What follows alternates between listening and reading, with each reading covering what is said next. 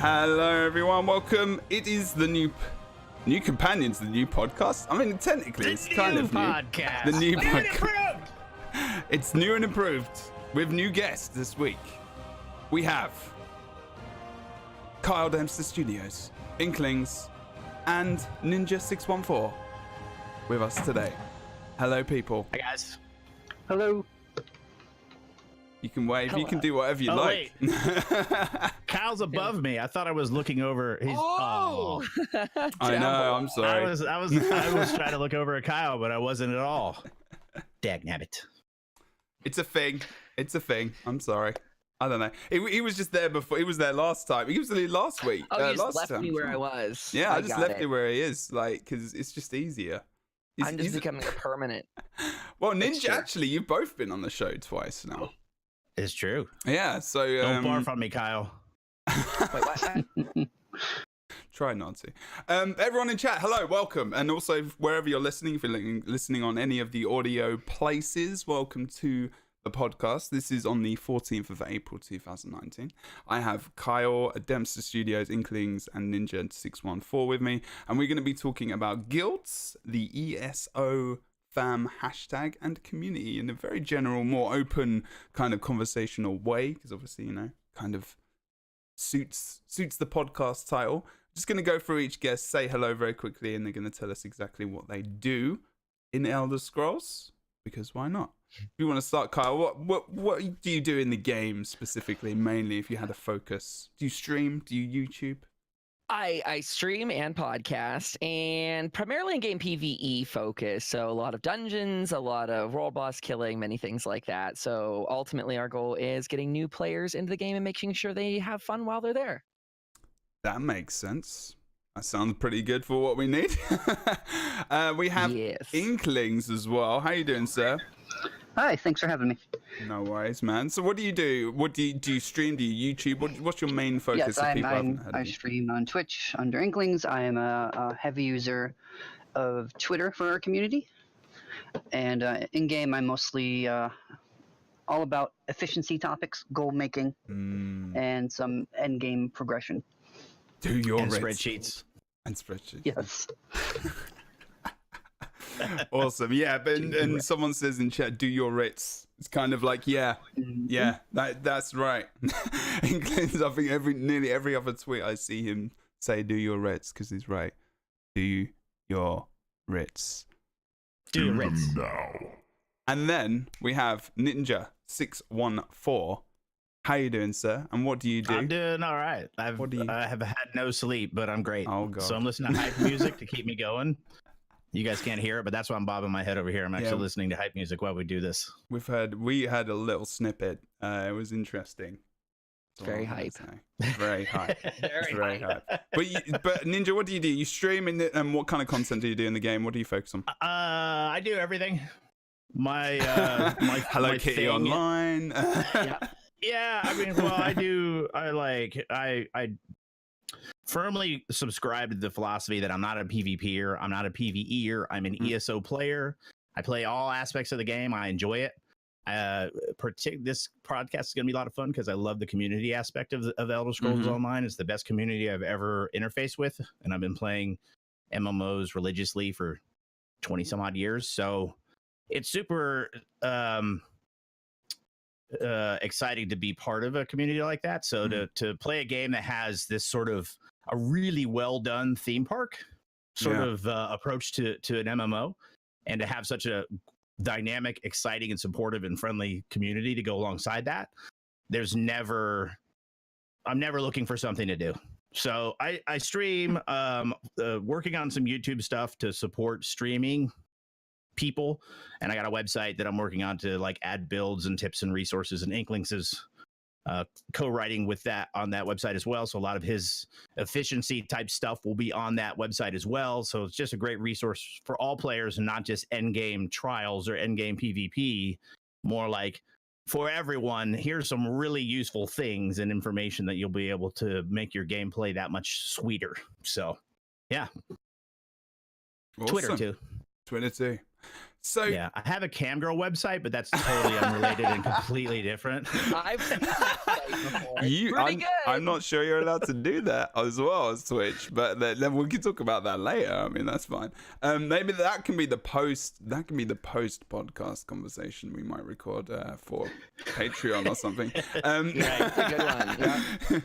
So that was actually a really, really good segment. Segue over to what the main conversation is today, as Ninja talks about. MMOs basically live and die by their community, okay? And that doesn't mean just for the atmosphere in the game, that means for the game itself and its own survival. There are many MMOs actually nowadays that literally survive with a smaller community, but because they have a community of dedicated people that spend money on the game. Lord of the Rings, even Star Wars, the Old Republic, games like that as well, that have small communities, but they're there, they exist, they play the game.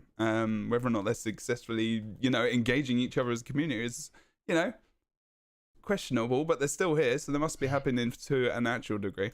But yeah, so I did some research, I did some funny research as well, and I'm going to ask these guys some questions. And some of them here, I think all three of these guys, including myself at different times, have used the hashtag ESO fam. So that's actually, if you haven't got Twitter, the hashtag ESO fam, so that's capital letters ESOF and then AM smaller, is used very frequently on Twitter, and is a very simple hashtag, right?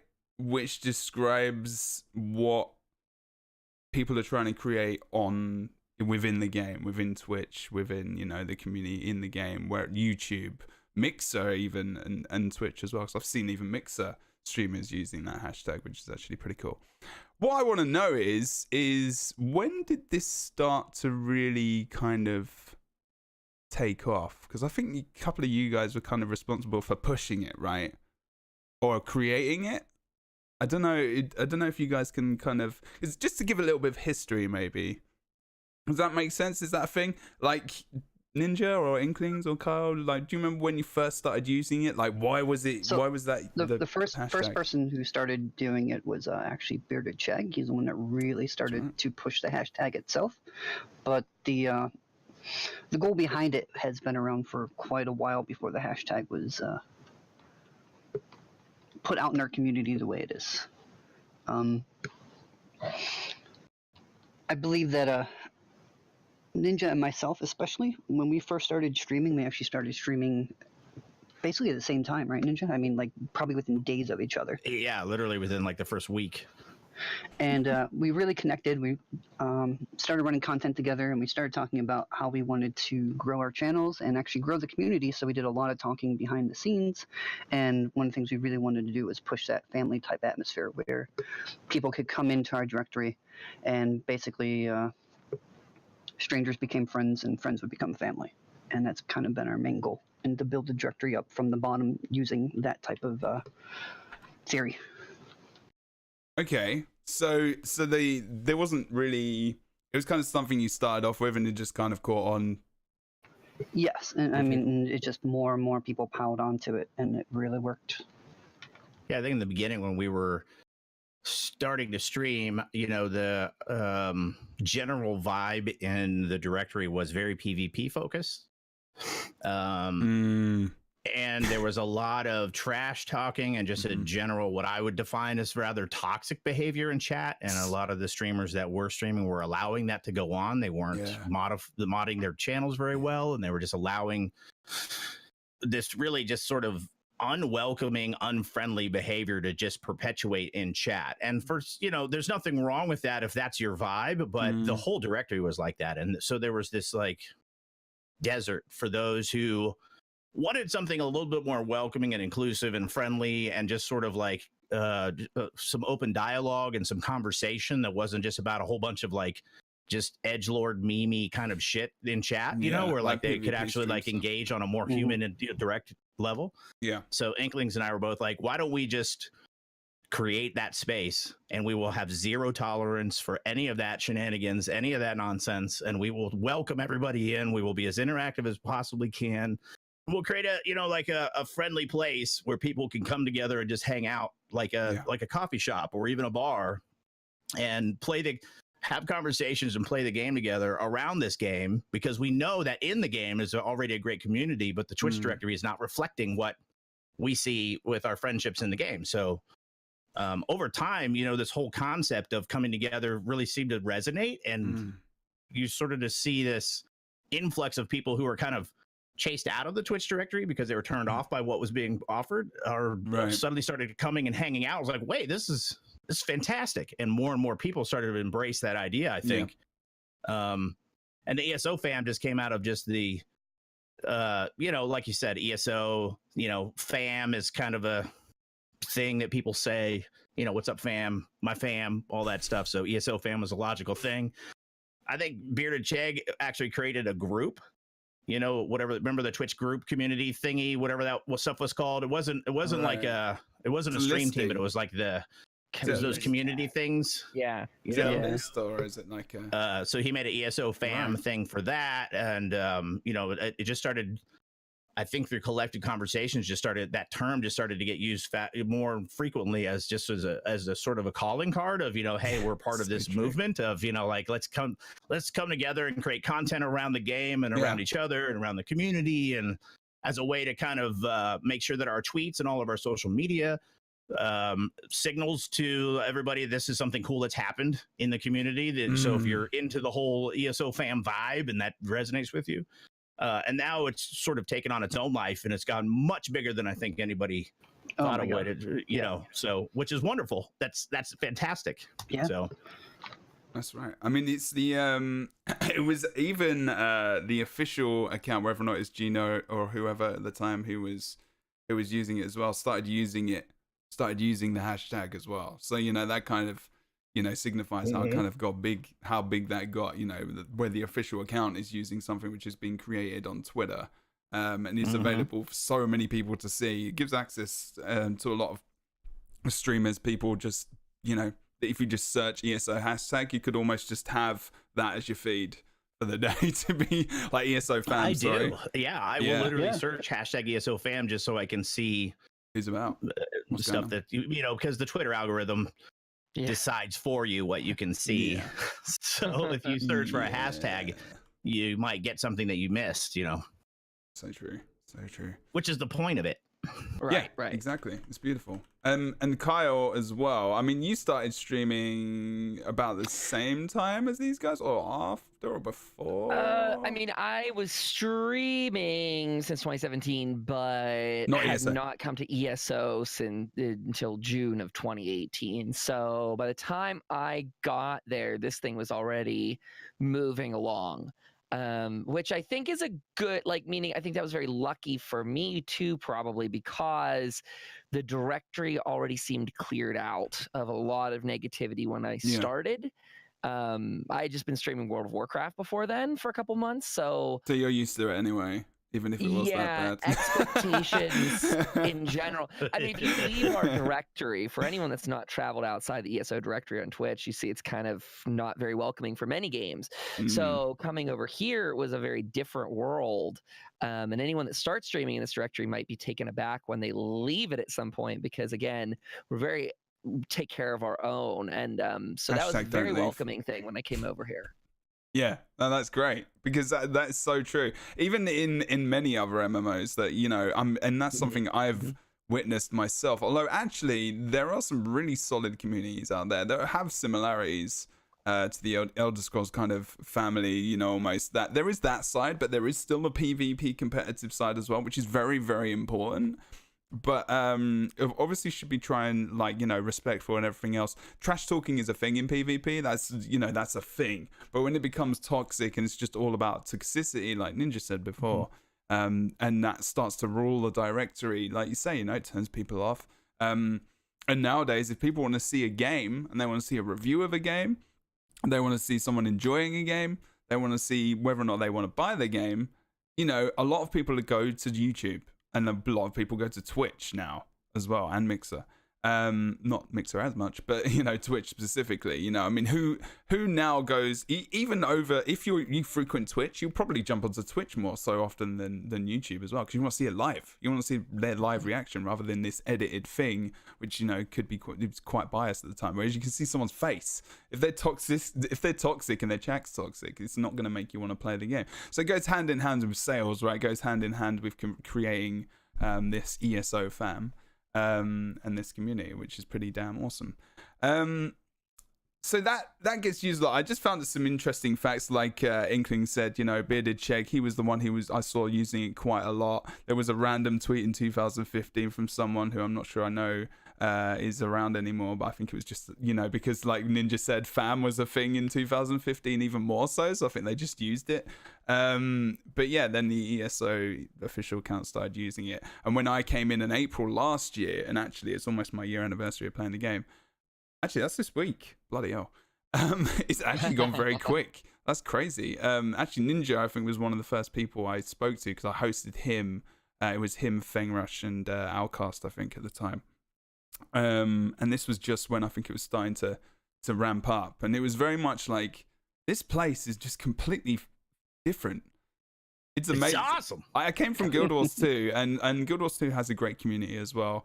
There's a lot of toxicity behind PvP, there still is, and that's just the thing. And PvP streams do kind of not dominate all the time, but there is, a lot of anger in there. And I'm not dissing the game, not dissing the community, because the community is fantastic. I wouldn't be where I am without Guild Wars 2. There are stark differences that I do notice, and I've noticed this on my MMO journey, which I have now on the stream as well. And it's just, even just by the chat. I mean, if you're listening to this, you can't look at the chat right now, so I say go and look at the recording maybe. But it's just, friendly people giving advice, talking, chilling, hanging out, and that atmosphere where you, like Ninja said earlier, by sitting in a coffee shop kind of thing, and you're just chilling with your mates, but they're watching you play an MMORPG, which is also fine.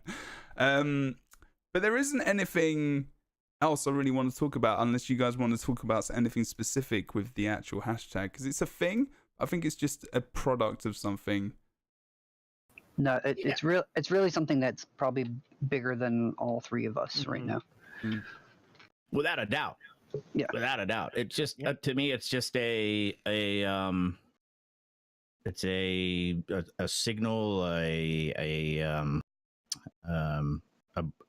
like the bat signal.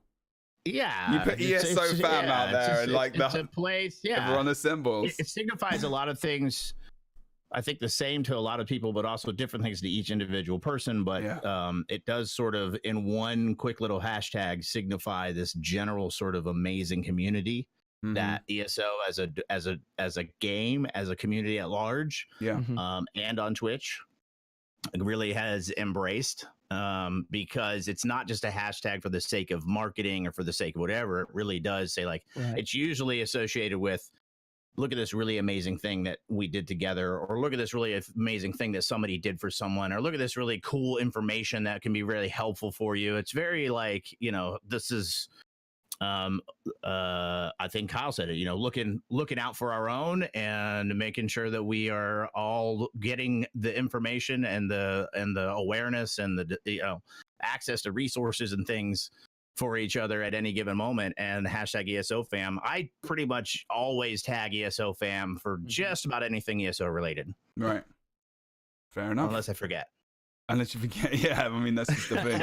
I mean, it's, and I think what I was thinking of then was inclusive, really, because that's what the game is like, and it doesn't matter. Like, Twitter and social media is all about engagement. If you want to grow your following, if you want to grow anything, and to a degree, that helps. But if you're someone who doesn't have many followers, and you're tweeting about something that might be really interesting because you don't have that following, because it doesn't get out there enough.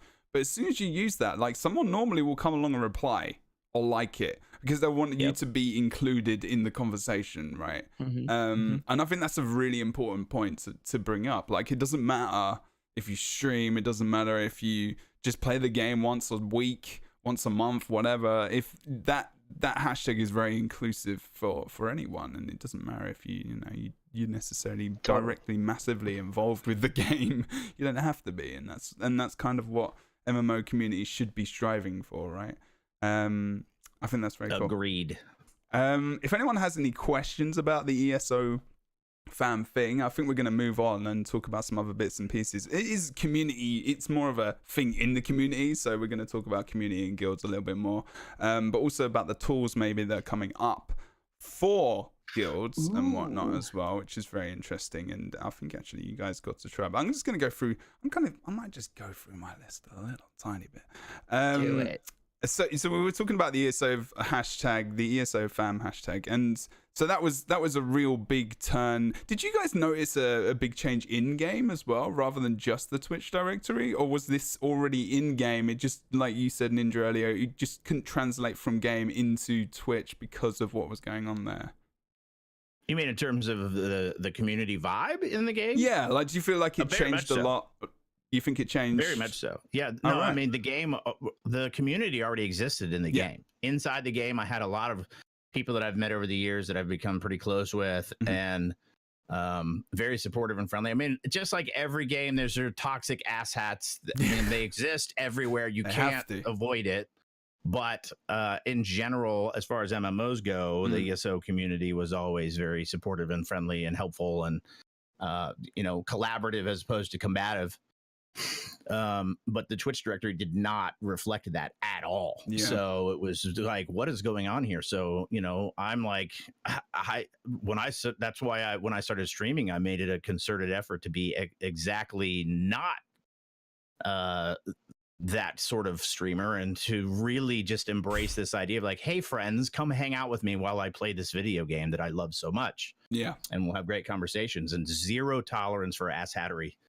And I've worked very, very, very hard to make sure that my chat stays clean, and that whatever tricks that they use to try to end run around to get their naughty names up on screen and what have you, I've, adjusted all of my settings to deal with that. Have done everything I could to, and will continue to do so, to make sure that, because there are certain people out there that just want to do whatever they can to disrupt and be rude and be shitty. And not to bring any light to it, I mean, we have a community built based around doing that. And I know we tried to keep it quiet and not advertise it, but there's people out there in our community that are built around just doing that. Oh yeah. They have their own Discords, they have their own stream teams. Yeah, it's there. But I mean, we hide it pretty well. I mean, that kind of stuff, because it gets drowned out. The attention is less on them, and obviously when you start to disengage from that conversation as well, not talk about it, then not acknowledge it to a degree, knowing about it, knowing where it is. This is the thing about things that are not necessarily healthy or good. Like, it's really, really, really good. This is the therapy side of me coming in now. Watch out. It's very important to be aware of these bad things that can affect you, but to not let them affect you, and to think them through, and to deal with them. And then move forward. Always forward, never backwards, as Luke Cage says. Yeah, develop strategies to face them when they arise, so that you don't get dragged down, because you can't make them not exist. Right. No. I mean, you can, but you go to jail for that. So you have to use healthy tools for dealing with that. Exactly. Yes. I heard something about this recently from a streamer that's not in the ESO directory, and this streamer, she's a partner now, and a very successful one at that. I bet I know who you're talking about as well. You might. But in one of her stories, she says, I started out years ago, and I was in an FPS directory, and I saw all these toxic streamers making big money and successful, and whatever you define success as, or whatever she did. And so she thought she had to emulate that, until she learned that wasn't the case. So by this community actually using, by people rising up that are positive and encouraging that, like, I mean, Ninja was probably one of the first ESO streamers that I watched. And, again, seeing how positive his community was. And I've never run with a toxic vibe myself. So when I came to this directory and I saw that, and I saw how Ninja's chat was acting with him, and how it was to interact like that, and through him, I'm sure I met Ink that way. But like, we are putting forward a good role for people to follow. So that is something that will probably continue to grow in the future, where you come to this directory, you see that the people that are established there are putting out a good image, not a negative one for the most part. There's in any directory you can get a bad egg, in any game, we always say that to my community in ESO, is that, if you look hard enough, you're going to find trolls like that. They exist everywhere on the internet. But if you look at the people that are doing well and building community and stuff like that, it's a positive vibe that they're touting. So I hope that, again, that lets people emulate that in their own space.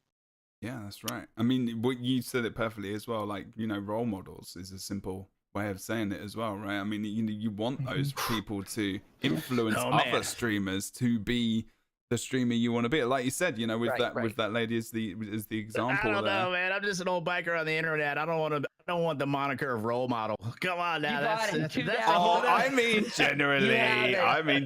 Okay, I'll try. Ninja's like, I'm a cool hardcore metal listening. To get in trouble. But can we also say for a second that is something important about this community, that we are a rated M game.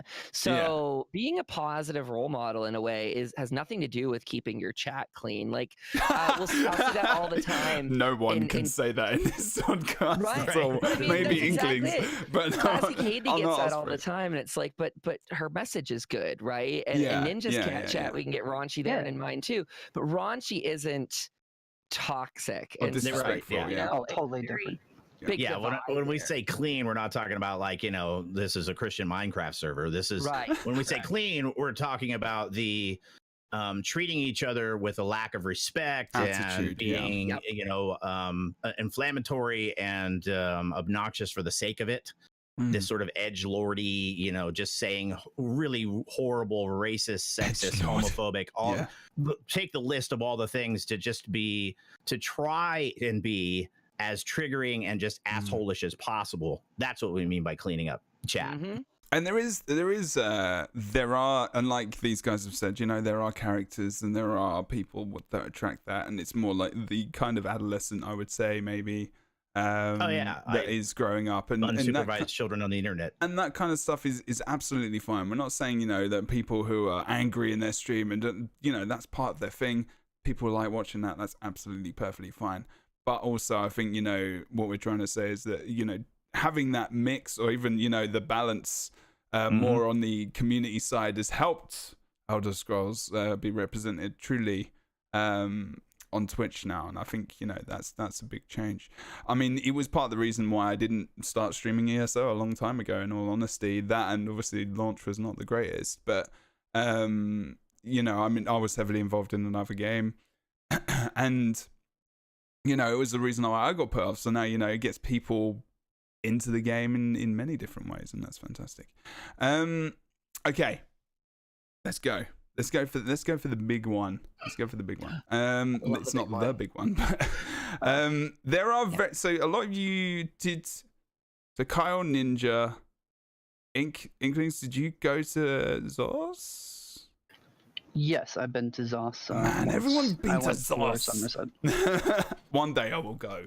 One day I will just sit outside with a placard and a tent, just saying, "No, I can't say anything about bored people because Ninja went."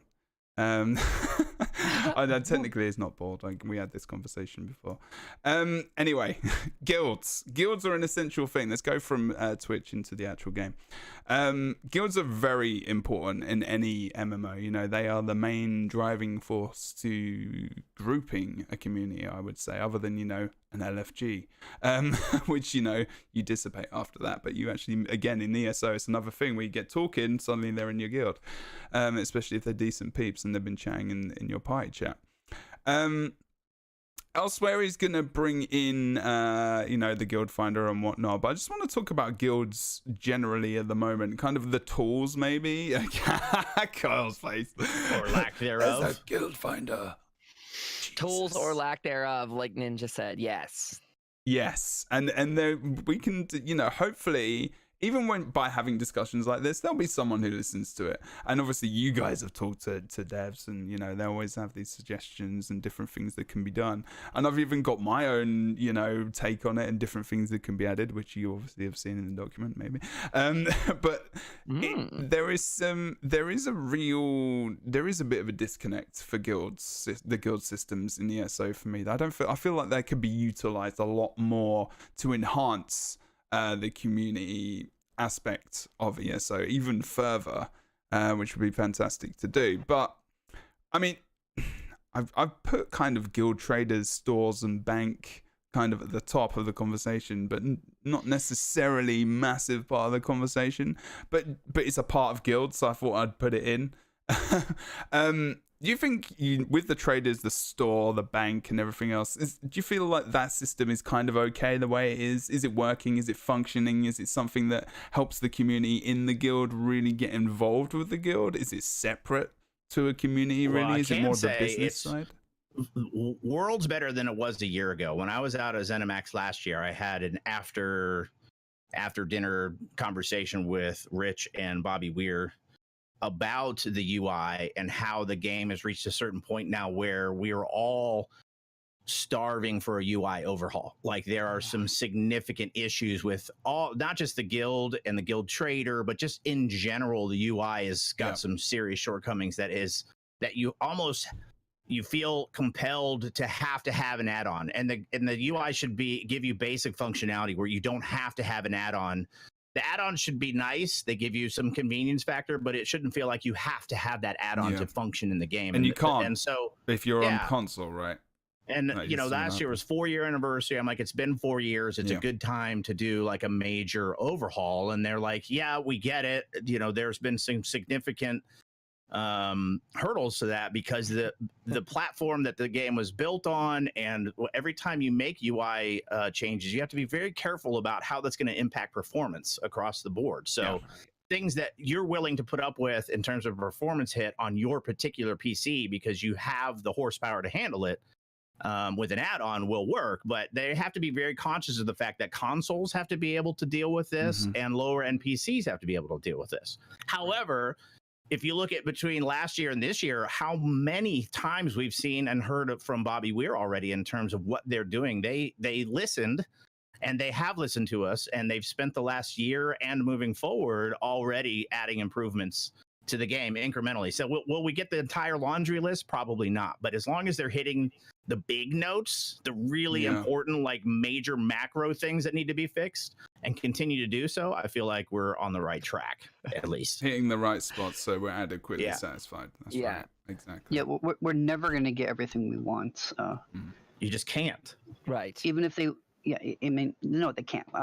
From what we know about the game and the way it's programmed and the way it's made, it can't handle a lot of the stuff that we would absolutely love to have in a game. If you go in, if you end up excluding a whole huge segment of the players. Even their system can't. When you go to your guild options and you try to add a player to your guild, that lag that is there really sets you back. I mean, it takes sometimes minutes to get the information to update. When you go to a guild trader, and trying to put stuff on that, or even putting stuff in a guild bank, the lag and chance of stuff not actually going in there is huge. Some of that, though, are intentional stop gaps in order for security and for duping. Yes. Back when the game first started, there was a major dupe that was very easy to do by accident. Okay. And that's why that's there right now. And there's no way to fix that without like a major overhaul of everything. I mean, that lag in inviting people to guilds is one of the biggest problems. So I always make triggers Rich me watch so much. Yeah, I harass Rich, and he keeps promising that should be resolved with the new system that's coming in here with the applications. But yeah, I guess that it makes a list, and even if you're over inviting, we'll keep that list going, and then people will get the invite after room is opened up. Yes, I've heard that as well. So I hope that's the case. kind of sticking with the idea of the bank for just a second, because I think that's something that I really wish had more functionality. And Ink, you might be totally right that the system may not be set up for this. But as we are hitting our 5th year in ESO, and if they want a long future ahead of them, a long, bright one, I think that the guild bank could really use more tools. And it's something that I pushed. I think Ninja will remember me talking to them about this and saying, World of Warcraft has a great guild bank system where they can put certain loot in certain tabs that newer members can access, but senior members can access these exclusive tabs, and they can have more withdrawals per day versus a newer member who might be able to only take one item.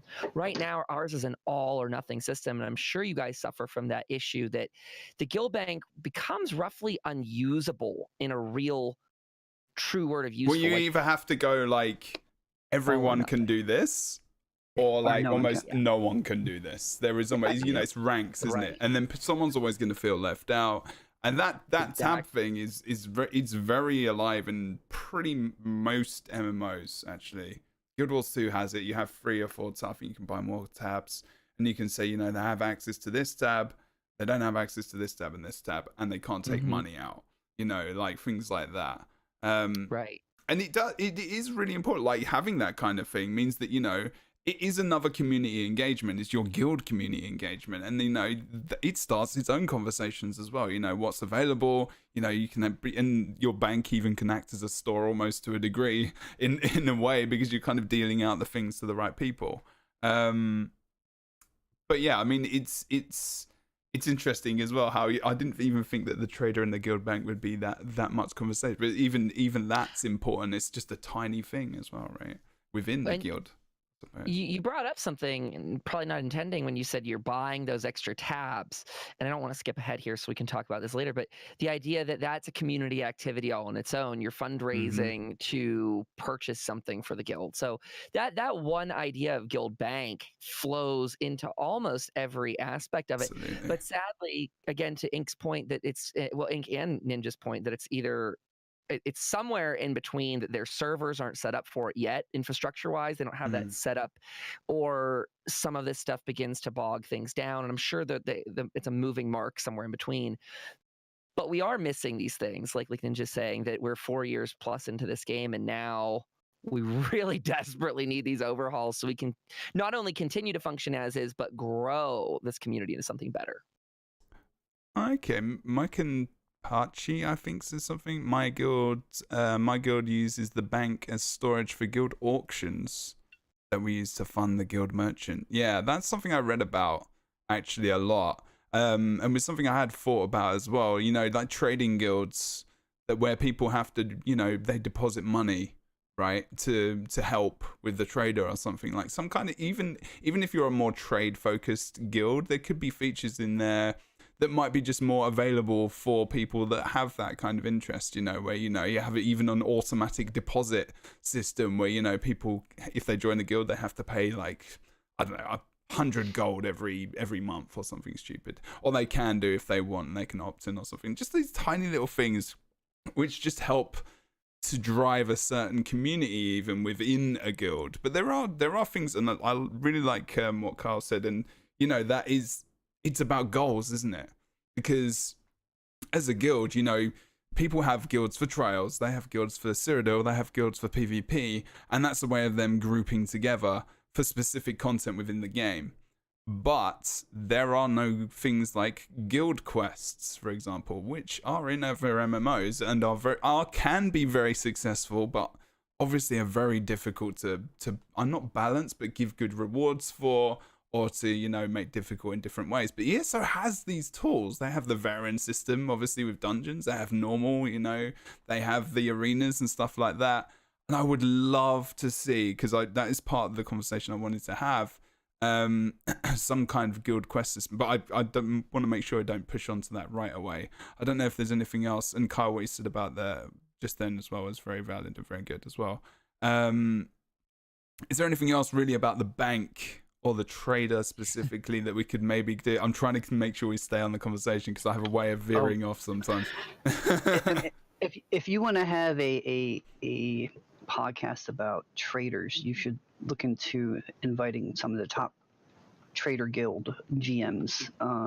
People want to say that endgame raiding trial hard mode is the epitome of endgame in this game, but trying to run a Trader Guild is by far the most chaotic and crazy thing you can do in ESO. I won't even touch it. I won't go near it. The amount of work that has to be done outside of the game is more than a full-time job. And you already do spreadsheets, right? Yeah. And you don't want to do it. No. Fair enough. All right. Well, we can push on. That's fine. I think basically it's going to be a lot with a lot of these things in this conversation about guilds. Generally, some of the systems are there, but needs a little bit more detail or fleshing out. Or maybe even just some new systems that we can maybe talk about now. Sure. That kind of I wanted to bring up with you guys and see how you feel about those, and also what you think could be something which could either drive community interaction or just make the whole guild system a little bit more like you belong to something other than you just belong to this community, but something, tools to help your community engage together rather than just you being the one who says we're doing dungeons this day, we're doing trials this day, and everything else. So one of the things that I talked about just now, guild quests as an example, you have a guild quest system, you have a ranking system, a leveling system for your guild, depending on what happens, you get XP as a guild and you rank up, but also you have to do that via quests. You can get rewards for the guild, maybe they get some kind of guild armor, guild emblems, guild mounts, and the whole thing can just blow up into this big thing. What do you think about guild quests, guys? What about you? I'll just start with Kyle. Do you think it's something that could be did? What could you do in ESO if you had a guild quest? I don't know. This is my passion. Like what we're talking about right now is the point that I champion so much at ZeniMax, because you just got done saying we have to create our own ethereal little ideas of what guild interaction means. So we try and run role bosses, and we try to do dungeon nights and trial nights. You'll see the community try and do all these things, but we have no real goalposts or fences that we can move towards, not in a real infrastructure way, right? Everything we do is just on our own minds. Guild quests would be a very interesting way about it. Now, I would like to see, I feel like it's hard to talk about just the quests alone without tangenting off, but as long as you're okay with that. Yeah. And guys, interrupt me whenever you want with this. I don't mean to hog spotlights here. No. But I think we need almost a guild leveling sort of system, and I don't want to be the guy saying how it should be done, because I think it needs a lot of testing and a lot of tweaking and a lot of ideas thrown into this at once. But the idea that you're working together towards something, and I think quests are a component of it.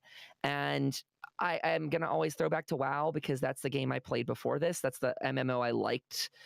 But their guild system is very robust, very flexible, so much easier to dole out responsibility. Yeah. What Ninja's saying.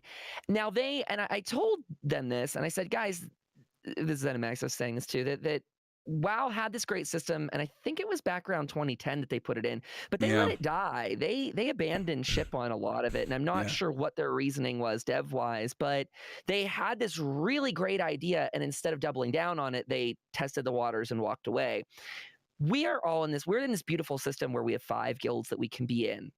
And so I'm not sure how that factors into it, but I love the ideas that there could be passive bonuses. And the co-host on my podcast was just throwing around the idea of your guild having different chapter houses in different areas that could maybe project some of these passive bonuses over a zone. And that ties back into this idea of guild questing, because I think doing guild quests and leveling your guild would be a lot of it. And for ZeniMax, that could be a lot of what I almost want to call free content. Like you have to put it in once, but then the idea that people are completing quests, which is a system we all know well, you're not reinventing the wheel then. So once you create this one genre, you kind of just a different form of quest you're making.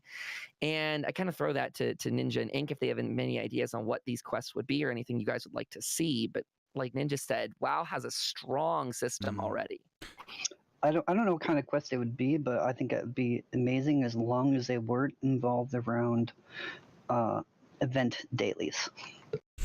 Man, those are killing people. Literally. Oh my god. Oh my whole other topic though. So I mean, we can drop that in maybe towards the end. It can get a little bit. I might actually have a podcast about events, to be honest, because there's a lot to talk about.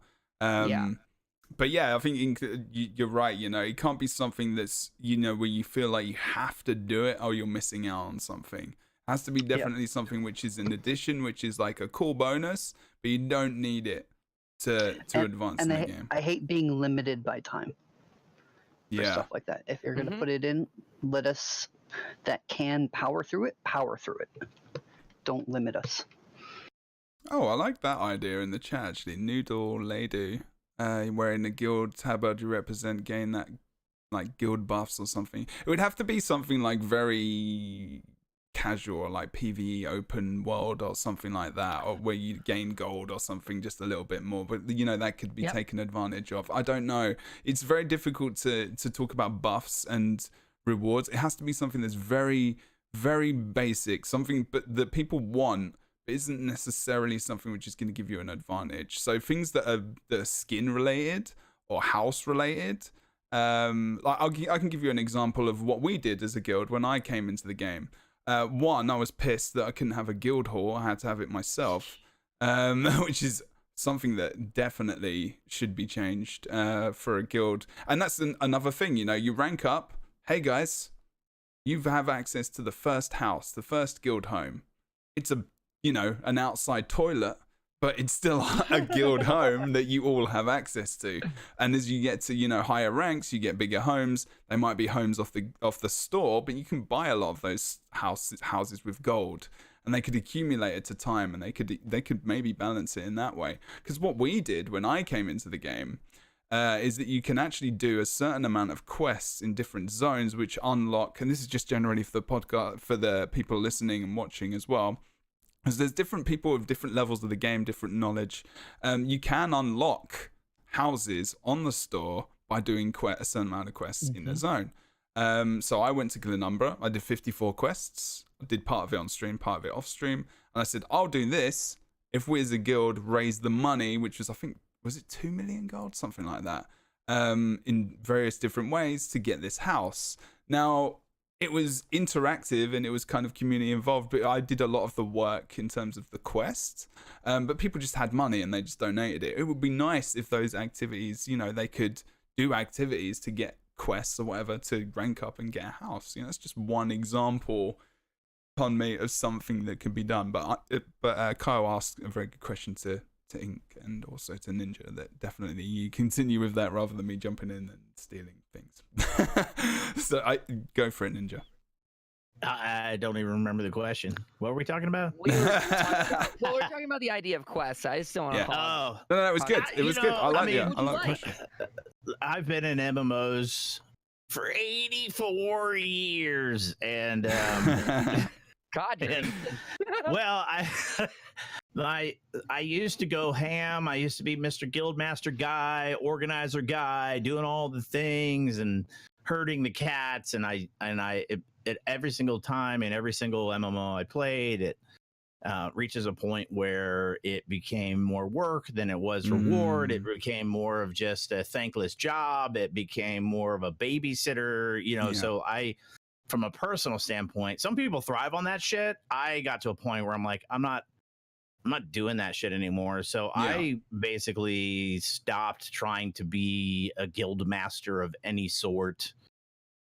And, you know, my guild that I have for the stream right now is literally as casual can be. I even locked down the guild bank the other day because I went in there and it was 250 fucking rune boxes and like 400 of those shitty, you know, motifs you get from events. They were just using it as a trash bin.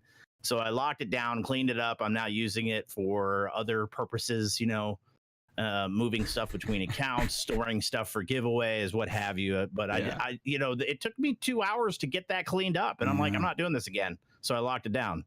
You know, so it would be nice if there were some more robust tools. I mean, the questing thing and the housing thing and all that stuff's pretty fun. But for me personally, I don't know how much in this particular game for my guild that I would leverage unless it had a robust enough system that I could dole out responsibilities to people who did want to. and let them run with it, and then allow them to manage that shit without giving somebody else guild master. You know what I mean? So, right. You know, Yeah. at the end of the day, I want it to just be an extension of the stream. It's basically an in-game place for people to talk about the stuff that's going on in the game, their lives, group up for quests, help with crafting. Well, you know, we don't even organize raids or anything. It's literally just this is a place where if you like my show, you're with other people that hopefully like my show if they join the guild. And Who you likes guys just Ninja's hang out and show? do stuff together. You know what I mean? And it's no pressure. Come and go as many times as you like. It's just a place. You know what I mean? Now, if there were tools where I could say, hey, so and so, you seem like a go-getter. It's your responsibility now to do these things, you know what I mean? And let them go do it and just get out of their way, you know what I mean? But until that, I don't know that any of the guild tools are going to change my life much because, like I said, I'm not going to run a guild other than just here it is what you make of it. So again, that hits home the idea that, you know, these things, if they're put into the game or if they're available, shouldn't be things that you have to do. Because there are people that just don't want, like you say, you know, not necessarily interested. It would be a cool thing you might dip into, but you want to maybe, if someone else wants to do it, give them the ability to start a quest or to start doing this kind of stuff. I mean, there is actually quite a good system in Guild Wars too. Unfortunately, they abandoned it, like Kyle said about with WoW. They kind of just abandoned this system, which was actually very good. You'd have a guild quest and you'd go and kill a boss. What was the end game reward for your housing in WoW like that? Or your guild quests? So they didn't have any housing system in WoW still after, 15 years? They've never done it, and that's kind of sad. But it's only what is it called? The base you had. What was that called? You didn't even get a base for your house. No, that was a single player thing. So here's what it is in a nutshell, Ink, to the best of my memory. And I think if Ninja, you know more, tell me. You could buy different tabs for your bank. So that was one way of spending money. And those different tabs you could lock down with different restrictions. That's the banking system, which was very cool. Like I said, people could repair their gear using guild money if you let them. They could take a finite amount of items from the bank every day. Then over to the actual guild leveling system, they introduced something where I can't remember if you had to be wearing your guild banner or tabard to do it, but you could collect experience for your guild by doing stuff. So I think you wore the tabard, you could go out, you could do dungeons, you could do raids, you could do whatever, and it would slowly accumulate this collective guild. I think it was just killing solo stuff too. So everyone in the guild is contributing in their own interest point, right? And then as the guild ranked up, they actually gave them like a skill type of system. They call it talents, where I think initially they could choose what buffs they wanted the guild to get.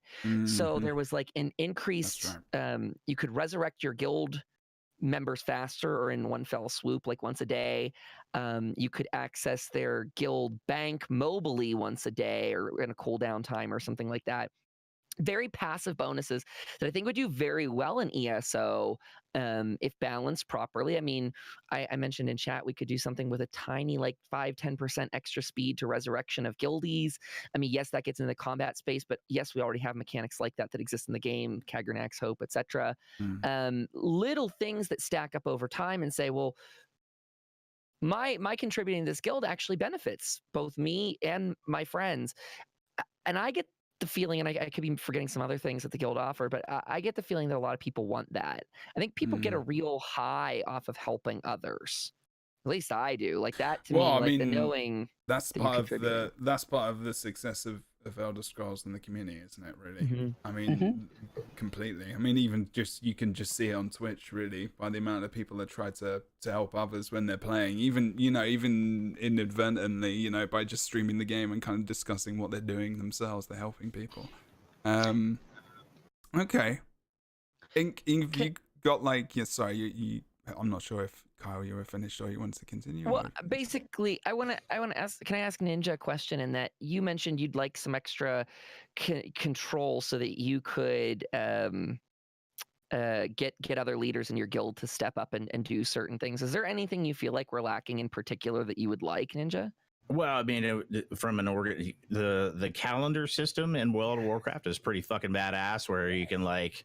So that way, when you get in the game, you don't even have to go to a website or a Discord. It's just right there. Hey, there's a thing coming this week. or today where we're doing a raid or we're doing a whatever. That isn't a lot of games. Yeah, that alone would be really helpful. That's in Warhammer Online. Yeah, and a lot of then if you had a guild bank system that had some tabs and some access, and then you could give somebody like a banker role where they can manage who gets access to those tabs and be able to go in and deal with the shit that's in those tabs and make sure everything's organized right.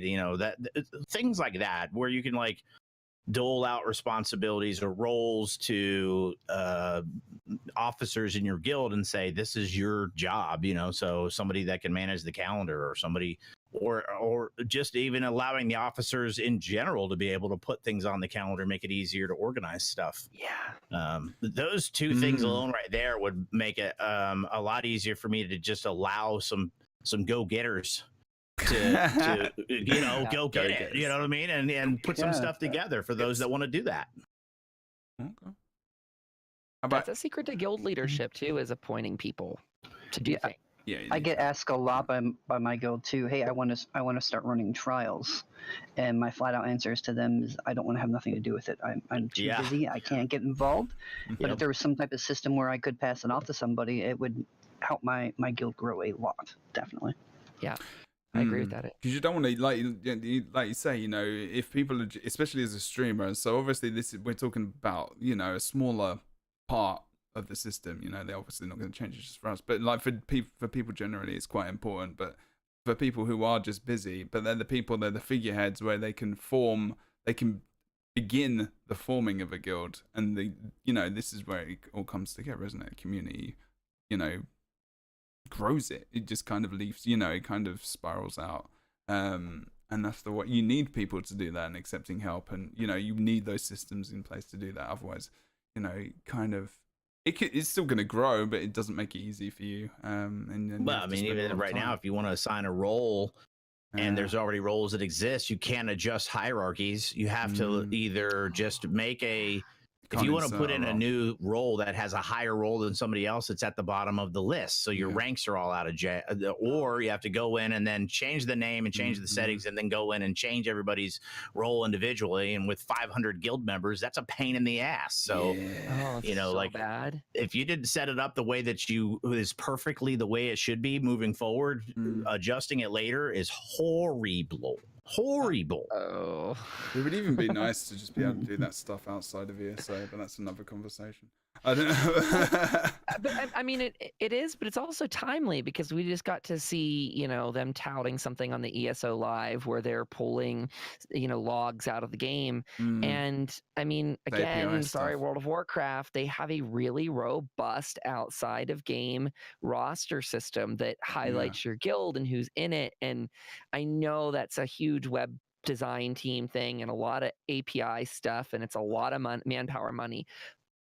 But I mean, it's a cool system, and I guess some of the question is how much time and money are they looking to devote towards the future of this game? Because I genuinely believe guilds are the future. With the way that the Twitch directory has moved, and the amount of times every day I hear, I want to be in so many more guilds.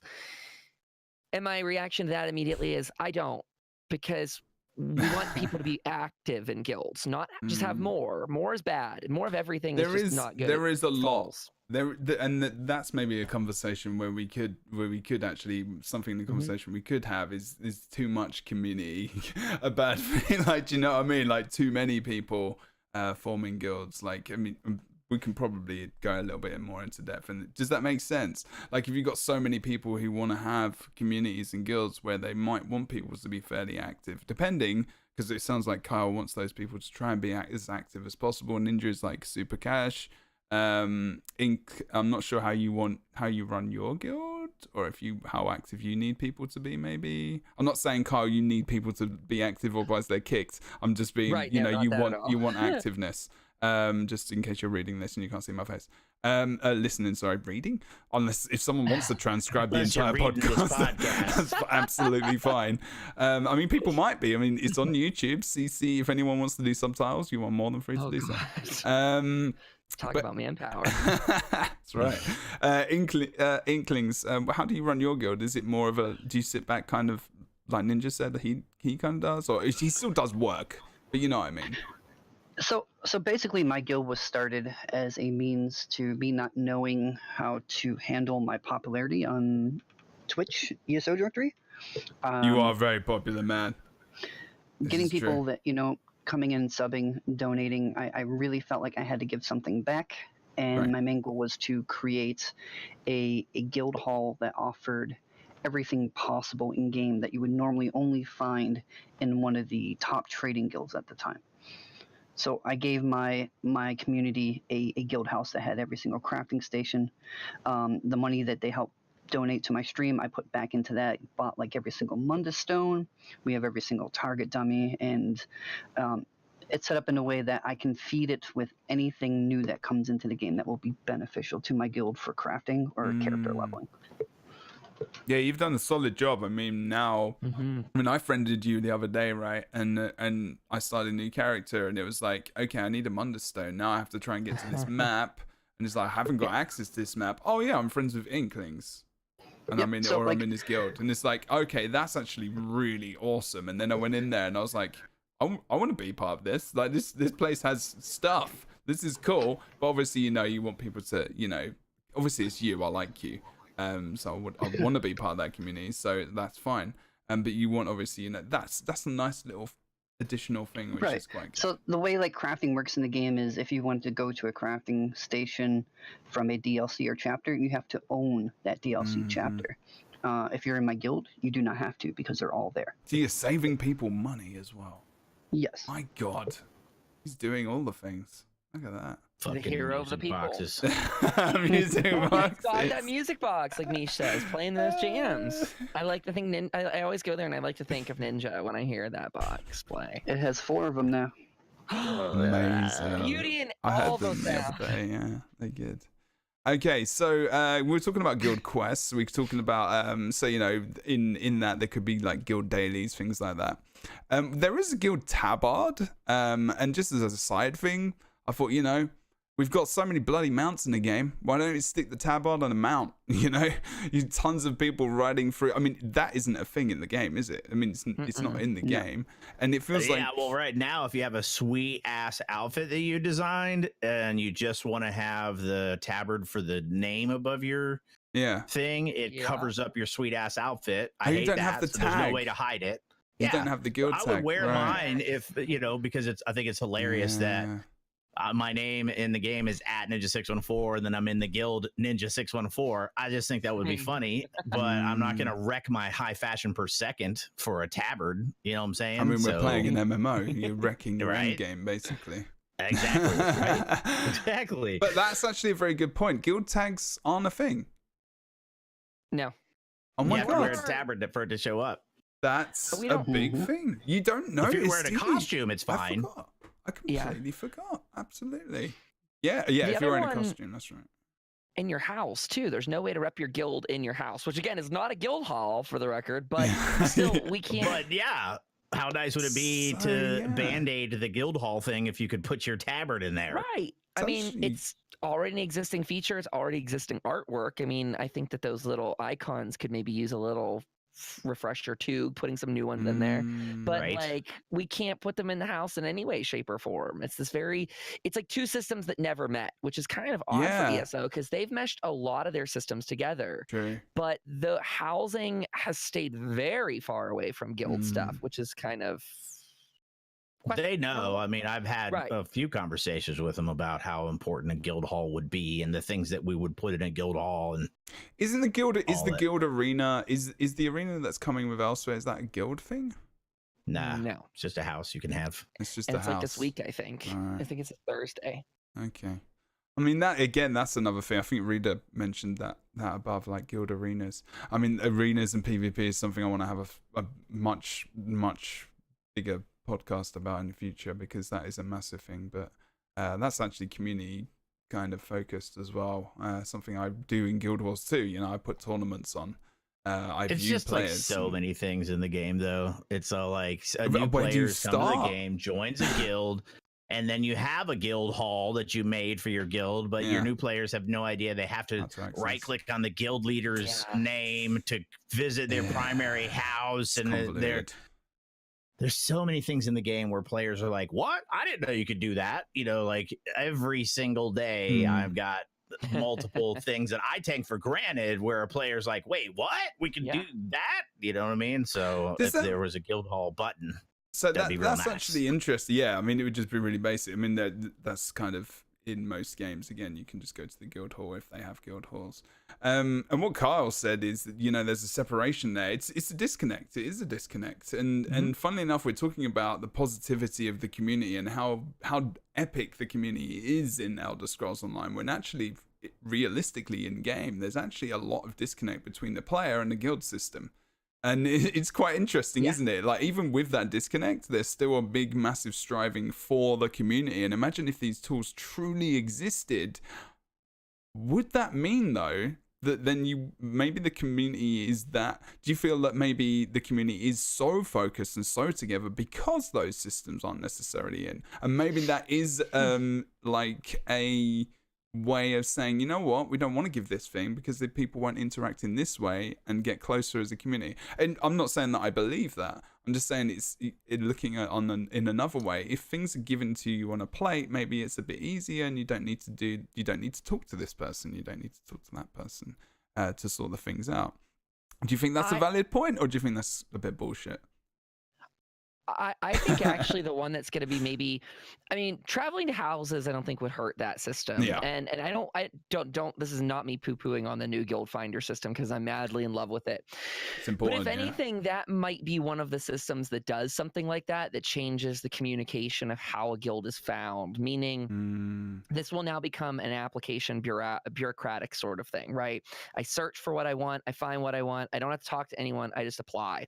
And for some people, that's how they treat guilds, and that's how they're going to treat guilds, and that's fine. But that means that guilds like mine, who will, I'm assuming, have a public feature. I didn't see the system super close in person, so I'm not sure all the ins and outs. But I mean, I'm assuming my thing will be listed publicly. But then that means that anyone can apply without ever having that interaction. Where currently they do have to come to chat and they have to ask about the guild, and then they get a link to go apply. And yes, the system's more convoluted than I'd like it to be at the moment, but it also forces some social interaction where is that on an external website? Soon it won't. It is, yeah. I just moved it to Google Docs too, and it works really well because I forgot in Google Docs you can force people to dead ends. Like, have you accepted the rules? No? Okay, well then here you go. We send you that. Is it the Google the sheet? Forms, yeah. Form, that's right. Yeah. And then it exports it all into a sheet. Yeah, I used to do that. That's right. That's a really good question. I can't wait to hear what the other guys say. But my last thing or thought on that of like, if we give people the tools, will it negate some of the community that exists?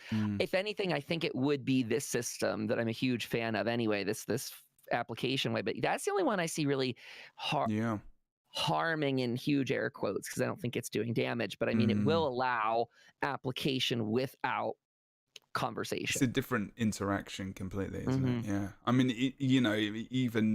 it's funny, for some reason the idea of like a checkout came up to in my head in a supermarket. You have that computer that you interact with. You don't interact with the staff or anything else. You don't have that conversation, and you might be able to find something out about that person, or it might just be a nice conversation. Like, you miss out on something because you bypass the person and you go straight to the app. But then the person has to look at the app and they're not talking to the person.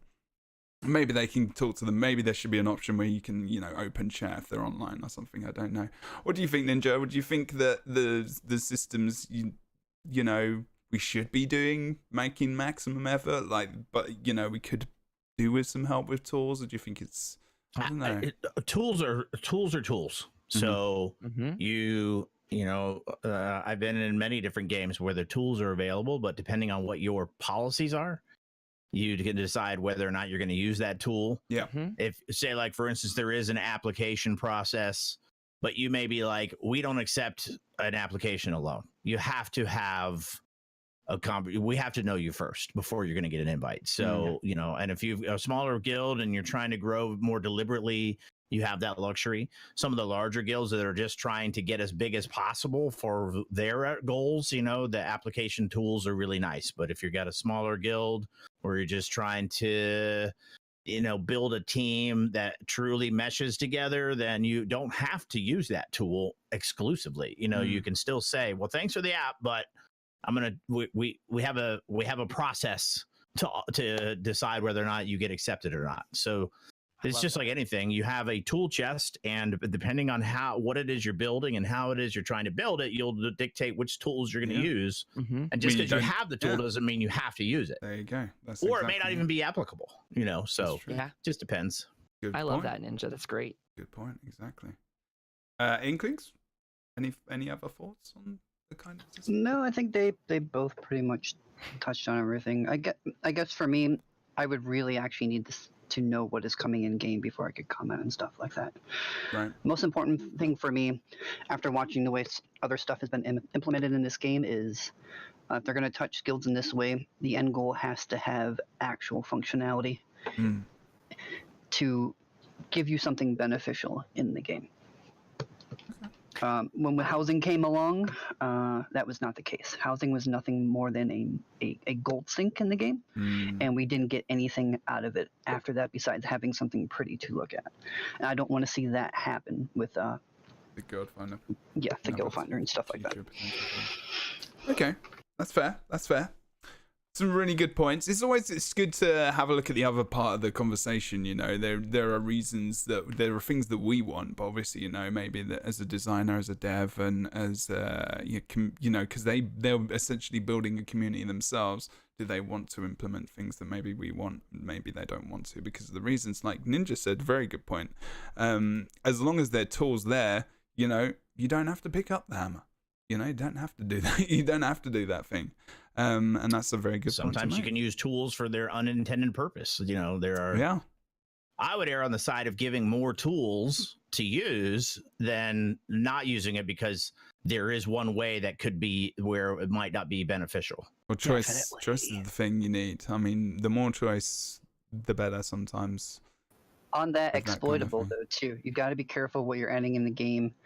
Is not going to be used in other ways that they weren't intended to do things very easily, like with housing, crafting, master it's the ability to level characters in 30 minutes from 1 to 50 from master it's should have never happened. They need to be very careful about not adding stuff like that again. It's a great point. Great point.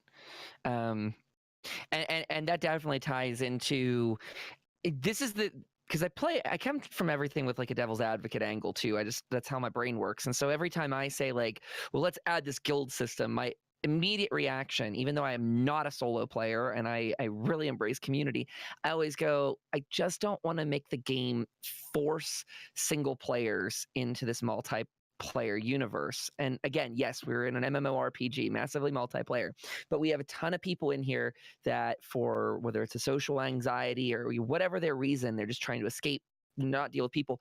This game offers tons of solo play where you can go out and quest for like 1,000 hours or something ridiculous like that. Will whatever systems get added with guilds, kind of that idea of passive buffs or whatever we talk about, how do we prevent that from being forced upon people, right? Like, it can't be such a big buff that, well, you've got to be in a guild or otherwise you just can't complete the content of the game. And I trust these people that work on this. They listen to us. They interact with people. They are in guilds. They know what's happening. And so I don't think that they're just going to let that go willy-nilly. But like Ink said, accidents have happened when working on things, maybe accidents that could have been predicted better. But still, it's a system where you kind of want to balance it. So yes, we want to encourage. I think it's great to encourage community. I think community is what keeps an MMO alive. It is massively multiplayer for a reason. It does require servers, etc. At the same time, I don't want to exclude a large chunk of our group. The good thing is, and maybe even something that would be tied into this guild questing system, is that, or this guild revamp, we could call it, is that we'll have people that join our guild because they just want a social safety net in the most distant sense. They just want a friend, even if they don't want to interact with them at all. They want a group chat, like Ninja says about his stream earlier. It's almost an extension of his stream. It almost acts. I mean, I'm in the Elder Scrolls because I don't stream at ESO every day, but I play it. every day, because I consider myself like more of a plethora of games streamer, whereas ESO is my main game alongside Guild Wars 2. Why don't you stream it every day, Jebro? Yeah, Jebro. I'm a world traveler. I'm an explorer. I mean, I can explore an Elder Scrolls. I love it. I mean, I am probably gonna do more of it because I'm getting addicted to my DK. But I just love, and in all honesty, exploring the MMO verse that is out there is helping a ton with this podcast. It's like the different things that you learn about other games makes you not only appreciate the things that you're playing the most and enjoy the most, but also can give you ideas of things that you can use to bring in. Like, you know, you said the calendar system, like Warhammer Online, I played this past week, which actually has a private server, has a calendar still in the game, and it's a private server. I mean, you know, those guys got it working. Obviously they didn't design it, but it was a very simple system. You just clicked on the day and you added it, the information, and people knew it was there. There wasn't a reminder or anything. It was just there. It was just something you visited. Something very basic. Someone said something in chat. Someone said that I think it was Sarah, said they wouldn't probably use the system either because, you know, there's just too many different things. But like, you know, with the chat thing, and it's the same with me as well. And to use one of my awesome epic mods as an example, the Gribble Girl, I mean, I don't really play with her much in the game. I mean, she's in our guild, obviously, she's a mod and everything else, but she's very much, I feel like she wanders through the game and she does what she wants. You know, she walks around, she's on her mount, she does the things, but the chat is a massive extension of that. And when I'm chatting as well and playing offline, all I see is chat in Ninja614 guild, and it's like I'm in the stream again. So it's like his stream is still going. She walks around, she's on her mount, she does the things. That is the best description of playing ESO ever. She walks around, she's on her mount, she does the things. It's true, right? She plays ESO. That should be an ad. Stick that with the key art. That's a good walk around, be on your mount, do the things. ESO, it's great. That's gonna be my Twitch title every time I go live now. You have to add the it's great. Could someone clip that, please, so I can send it? And do it's all about the things, man. There's so many things.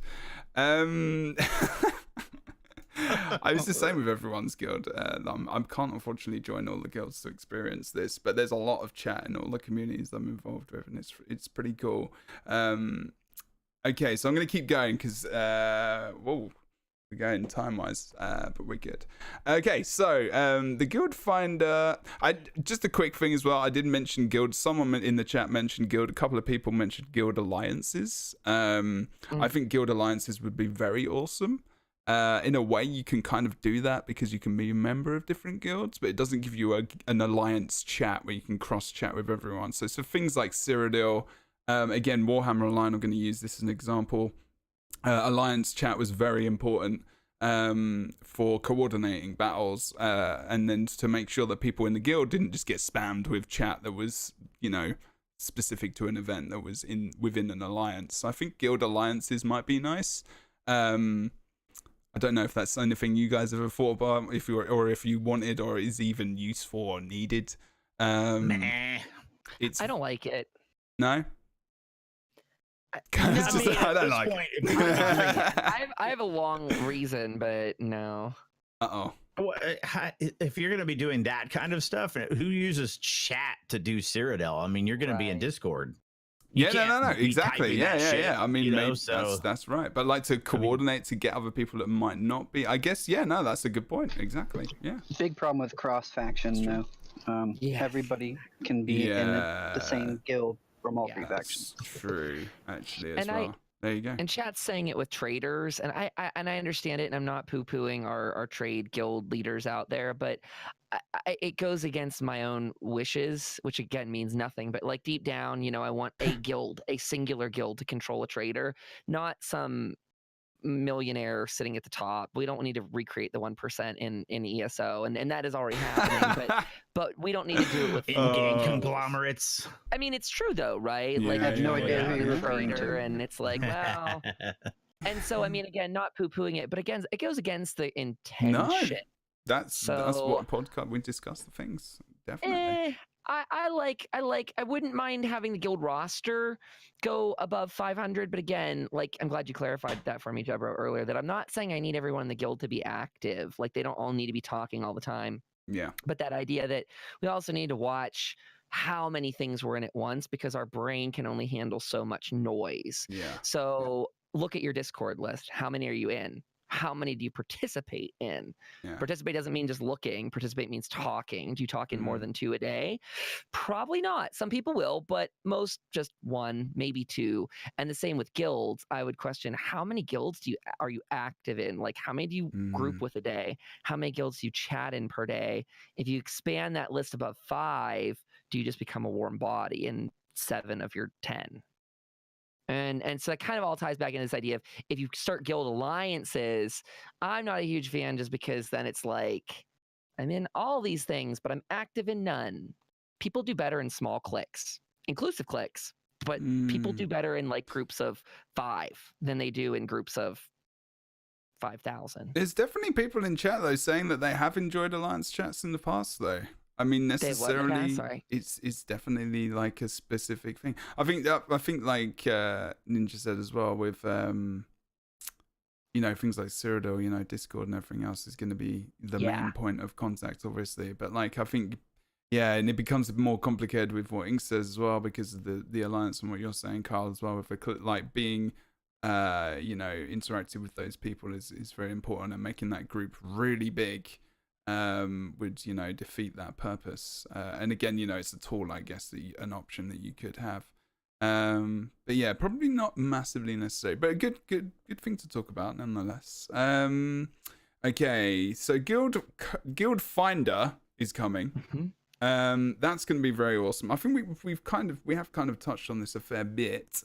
But there's a lot of different things. So I watched a couple of videos, and people were talking about this, and I think different people had different interactions at ZOS, and this is public knowledge. Whether or not these details have changed specifically since that point in time leading up to launch, obviously it will probably change. But I can't imagine that much. It seems like a fairly inbuilt system already. But you can there's a lot of details in this, like the types of guilds to search when you're applying, including trading, group PvE, PvE, role-playing, social, PvP, questing, crafting, and even like, you know, there's secondary ones like language, for example. These obviously were in the video, and obviously I read some articles and bits and pieces. I'm not sure if that's bullshit. I'm pretty sure that they wouldn't lie. But these are good options for people to have, right? I mean, they get to find the exact communities they kind of want to belong to. Do you think this is a good thing? Anyone can kind of go in with that? Sure. For me, for my personal guild, it wouldn't be used for the way I actually have people join, the way my guild runs. But for people who are outside of our community from Twitch, I think it's a wonderful thing. I'd second that too, because I mean, if in this recruitment tab we're also talking from a guild leader point, I love as much as I just talked against it, I love the idea of the application being in the game, because it should streamline it. I really want to try this system versus, like I said, a Google form. But like Ink said, it's it might work a little counterintuitive. Like, time will tell, but I like the idea that we're getting tools in the game. Okay. Ninja, anything else? I think I know what you're going to say. Yeah, I mean, for me, it's not. Since my guild is an extension of the stream, it's really not going to. However, it might make it easier to streamline that process if we said go here to fill out the thing, as opposed to right now we were like, there's a command in chat, and then they got to go to the Discord, and then they got to put in their @name where we can be all like, you know, here's how you find us, like that. But I've got to see how that plays out, if it's really going to be useful or not. I mean, if it saves me time and energy, yay. If it's more convoluted than what we're doing now, then it's not going to change anything, you know? one that should help on the most surface level is we'll get people that still apply, even though it says everywhere I can put it we're PCNA only guild, but they'll still apply being EU, and we that want should be you, separate, yes. shouldn't it? Like in the game. Well, hopefully. in the game they won't be able to apply then, so that's like part. I mean, just because it's locked behind the fact that they actually have to be on the server to apply, that simple thing. Like, we want you EU players in our guild, but people get, they don't read everything and apply to things and then realize like, oh crap. So I changed our application recently. Again, now I can give them a dead end. It's like, oops, sorry, you can't be in because you're EU and we're not there. But before, we used to get a lot of people in my old app that would apply and be like, no, I'm not EU, and they'd go on to fill out the rest of this application. I'd feel bad. I'm like, yeah, well, and I'd sit there applying, like inviting them, and I'm like, oh, right. Reading comprehension for the win. Reading the first test. The first line. I guess that is a test in its own right. It's true. I like the I do like the app and the amount of different things you can apply to and assign as someone who is actually advertising. I think that's cool. I think Rita and some other people mentioned to me, housing would be quite a cool option as well. So you have like a housing option as a main option that you can apply to. So if you're just specifically interested in housing, then you could really get involved pretty heavily. But yeah, I think there is some other stuff as well. When you're advertising your guild, there's some really specific stuff in there. Like, you can say your primary focus, your secondary focus, much like, when you're applying, you look for those. Additional activities and roles that you're looking for. So imagine, like, Ninja's like, he's got the guild. And this was something in, I think this is Miss Blitz? Is it Miss Blitz? Biz. Miss Biz? Sorry, wow, butchering people's names. She mentioned in her video, actually, that I watched this. I did a ton of research. And she mentioned that you can actually advertise for roles. So if you are, like, I'm running trials now. I mean, hopefully that is a thing. I mean, this was in the video. This was part of the content. So again, I can only speak from someone else's experiences. But I don't know if anyone's in the chat from Zos that could maybe say anything about this. Sometimes there is. But roles, Ninjas wants to do a trial. He does his community night. He's in the trial. He realizes, after the trial, we could really do with a couple more healers. And it might be just that we seek these in the game, the guys that have really focused on that role, so we can push through, we can get trials together quicker, whatever. I mean, I know it's obviously from your chat and it's different, but just using you as an example. And, he puts an app out there. He's just like, we're looking for healers. Come and join, you can join the stream, whatever. But we need a couple of healers. And it's just this is the only purpose I have for this application. You can find those specific people and you can, describe your community. And I think that's a pretty cool thing, actually. Roles for people in different content. I think actually might be quite nice to try and that you can have that option. I don't know if it's useful for everyone again, but again, another tool can't hurt. Things like minimum champion points as well is in there, like your play style, whether or not you're casual, whether you're not, kind of between casual and hardcore, and then hardcore, your language and everything else that I said before. And there was core hours in there as well, which were mentioned. And I thought that was really good. Like, if you can see the core hours of the guild and the core hours of the person who is applying, and if you're just in game and you're not streaming and, it's not an extension of your channel, whatever we say, because obviously we are a small part of Elder Scrolls and guilds. Like, for these guys that are in the game, and we have to try and remember that fact that we are players of the game, not just streamers as well.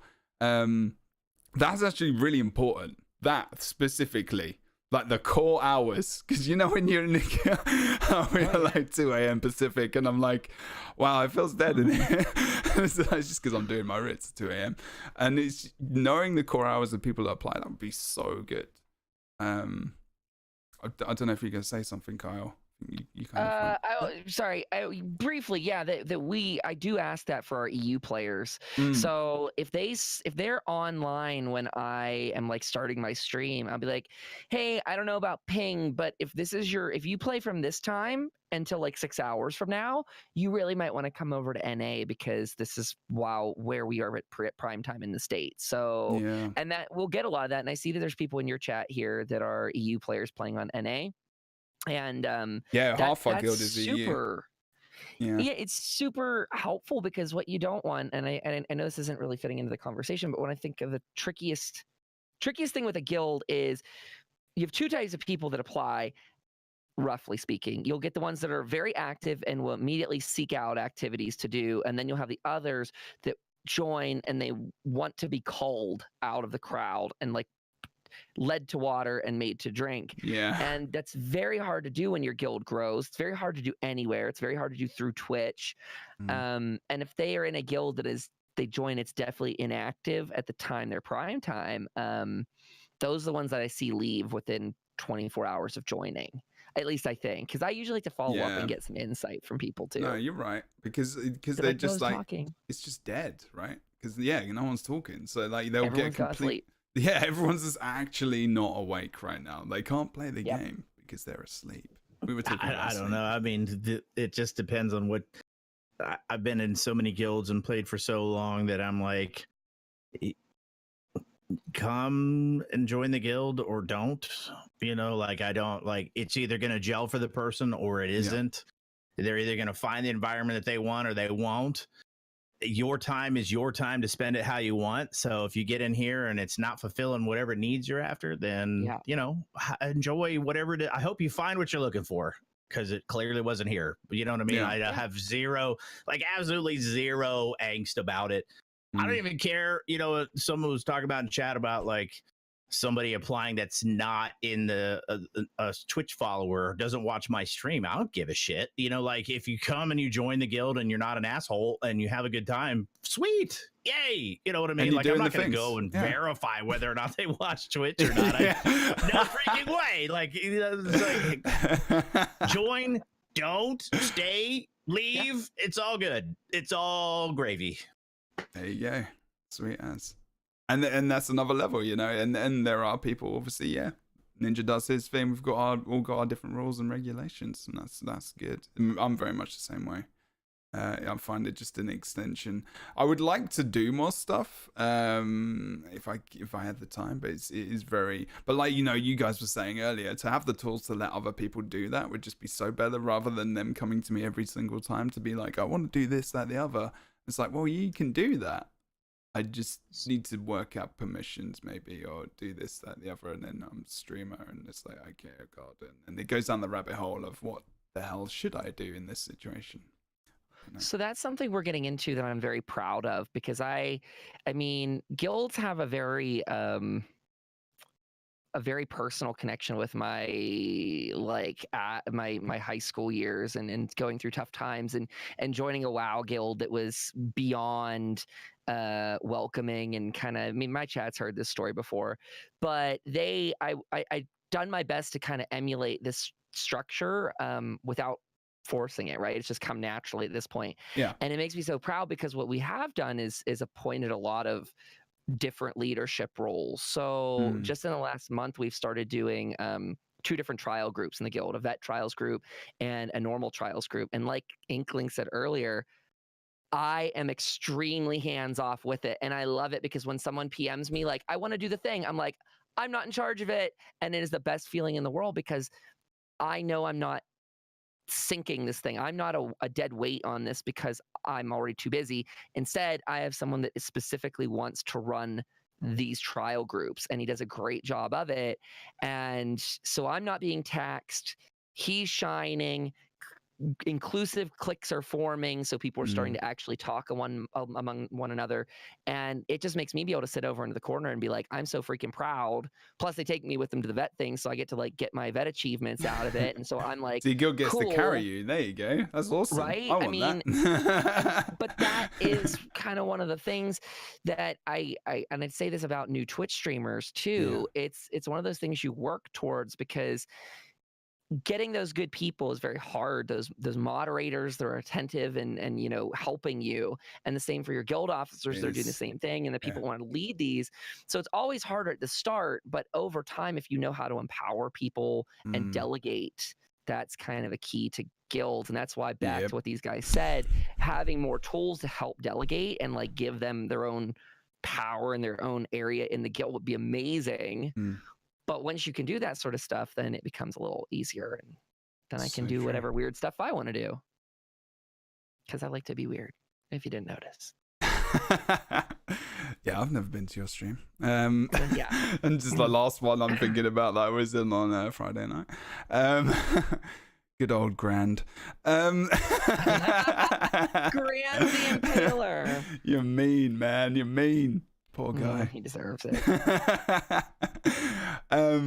Good stuff. No, I agree. It's important to empower people, and I cannot believe we didn't talk about that Gribble girl when she talked about decorating in houses. Holy shit!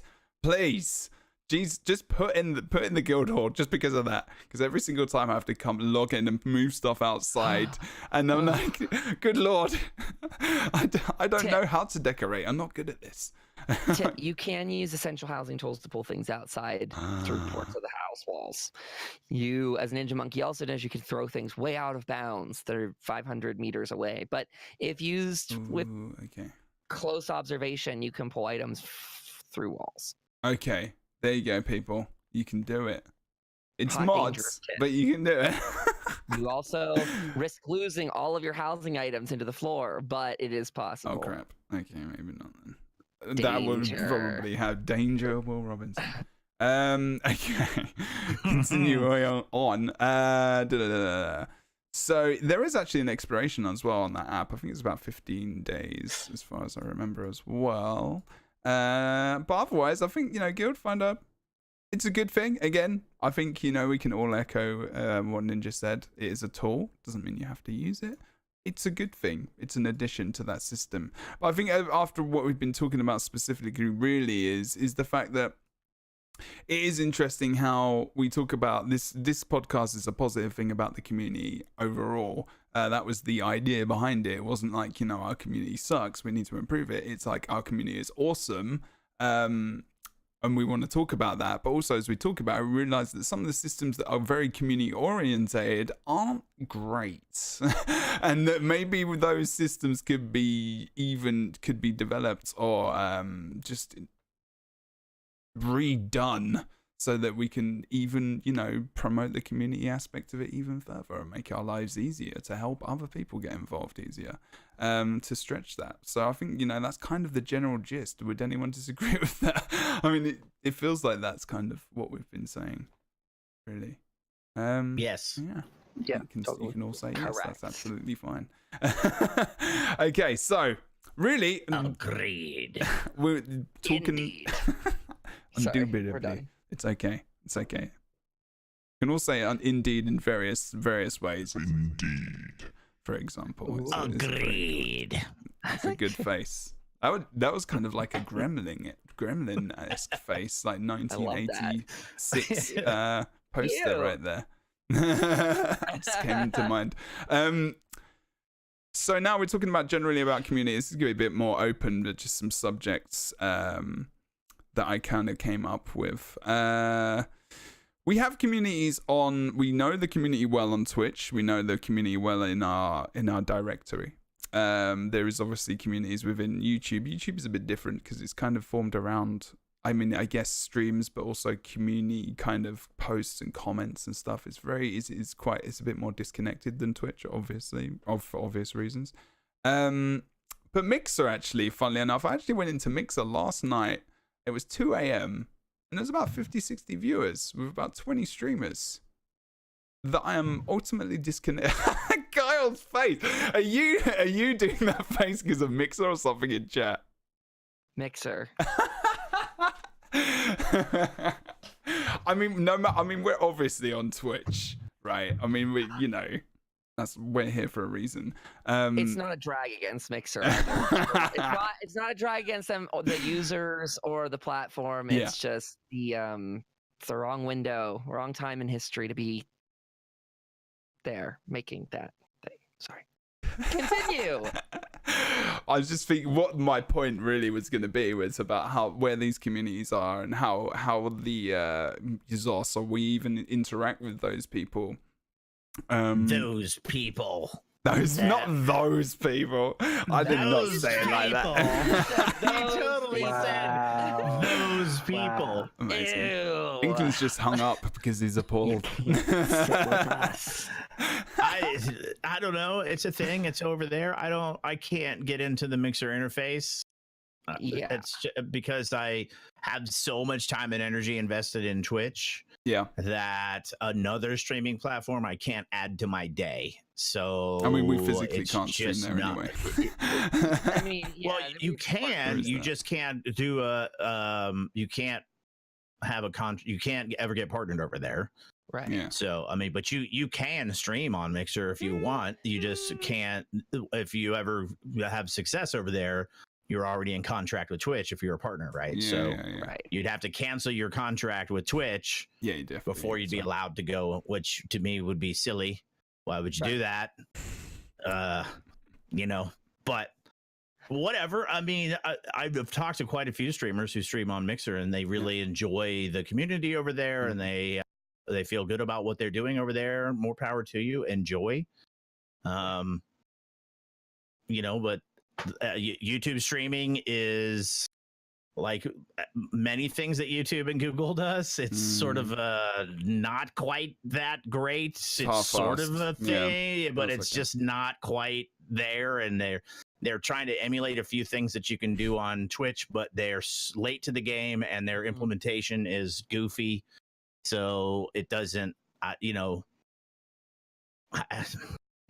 Yeah. Mixer does a couple things pretty cool, and it definitely better than YouTube's doing it in terms of a platform for content creators and as a viewer. I feel like the experience at Mixer is better than YouTube, but I'm so used to Twitch that I've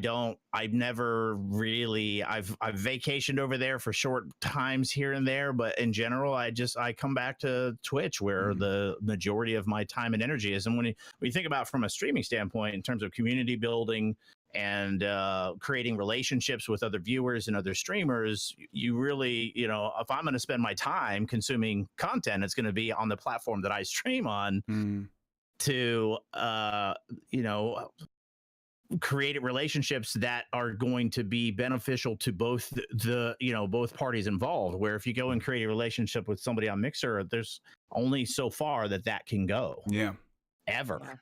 Yeah. So it's just unfortunate. That's the situation. Yeah. Exactly. I mean, the fact that I've never even been over to watch it and realize that there is, if it's 50 people at that time, it must be about 100, 200 people strong, which, not necessarily a large amount of people, but still is people. It was just a thought I had because I started investigating different communities, and there's rabbit holes that I went down, which I wish I'd never gone down. Interesting lewd communities within Elder Scrolls Online, which involve role play as well. I didn't partake. Okay, but you should have. But they're there. Every MMO has a TRP community, man. But this was TRP different. there were things, and it got weird. But I'm not going to send links or anything. But I don't know. I think I had to delete my history just because it got a bit risque.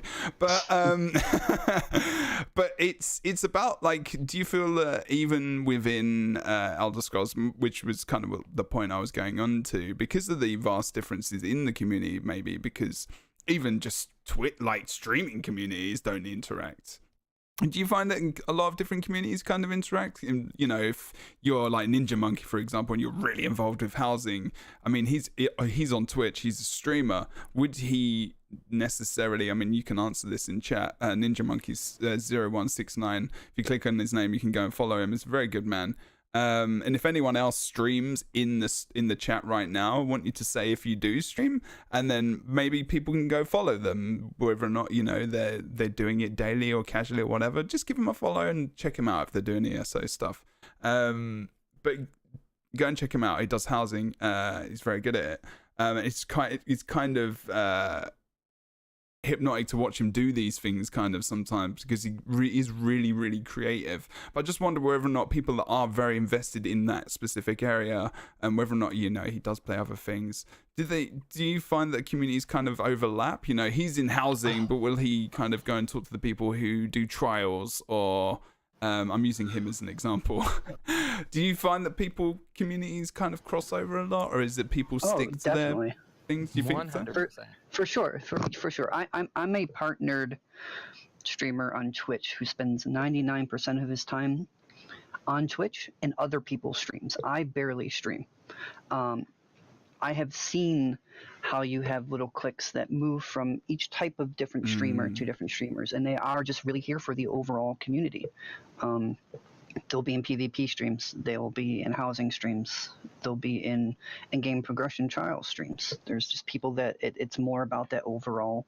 Even non-ESO streams. Yeah, that too. Yeah. You've been in a couple of mine non-ESO streams. And there's just been like Ninja and Kyle as well. They've hosted when I'm not. Yeah, so that, if other ESO streamers are variety streamers, I will go watch them as well, because they are still part of our community. That's pretty cool that there's not like this thing where people are like, because that's kind of something which worried me a bit when I started to think, you know, I need to just explore some stuff. I need to do this for me, and because, you know, I needed to do that. It was nice. So when I went away and like kind of started streaming other bits and pieces and then coming back, because I started to have this upward spark, like, you know, of viewers on the ESO, and I stopped, and then people, you know, might kind of, it was like there was this worry that, you know, I would be forgotten, for example. But it was always like, you know, whenever I come back, or like a cheeky host from Ninja or Kyle as well. I mean, I was streaming something really random the other day, and Kyle hosted me. I was like, this is not just about the game at all. It just stretches out, like you saying, because it's very true. I mean, the truth is, if you build wherever you build your community, that's where you're going to get your numbers on Twitch. You can branch out, and your numbers are going to shrink.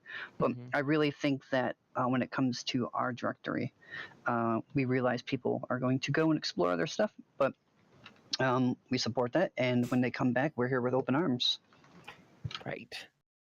Awesome. But and another thing is, you want to be supporting other good content creators that you align with your vision. So, I mean, that's all things in life, and a lot of people are taught that very young. You know, you are who you hang out with is like kind of a saying. Can't think of the right one, but anyway, I mean, It's actually a very true statement as well in clinical psychology. It's very true statement, right? What you're saying. Like, it is. What if I'm preaching inclusivity and then I go host out to someone who's not, or worse than host out to someone that's not? But what if I'm very visual friends with someone that's, you know, preaching the opposite of me?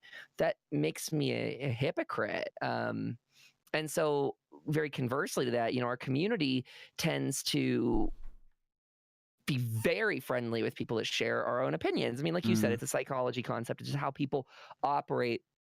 But I mean, that's why you can see in your Twitch stats who shares the most audience with you. And like, I think Ninja and Classy Katie and I are the things it says for me is like we have 50% audience share, which is massive. Like that's a crazy number, but it makes sense. And like Ink said, you go through these channels and you see, and it's like I pop into any stream and there's friends of mine there, just hanging out, watching something like that. But it's not random, is it? It's because they're preaching a similar message. They're, you know, tapping into something that we all kind of embrace. No, that's a very important point. And I think we should point out that I think if more streamers would take some time off from streaming and actually go into other communities and work with other people's chats, they could grow their channels a lot more and a lot faster and better than just streaming 8 days or 7 days a week, 10 hours a day. There's a lot to be gained by looking at the directory that way and handling it that way. Absolutely. That's a great point, Ink. Finger Rush, thank you, man. Appreciate that, dude. There's another good man. Go and host him. Go and follow him as well. Thank you for the raid, mate. Appreciate that. And everyone else that's done the things today, thank you very much. You're all supporting the stream and the podcast and these guys. I want you to make sure everyone here is followed or like at least viewed. I'm probably the person that's the least known out of these four guys, but just make sure that you are. And if you're in my community, our community, sorry, I never say my. you're in our community, then make sure you go and follow all these guys. If you use !TNC as Rylas did in the chat. And obviously, if you're listening to this podcast audio-wise, there are links to these guys' streams and content wherever they create as well. So make sure you go and check them out.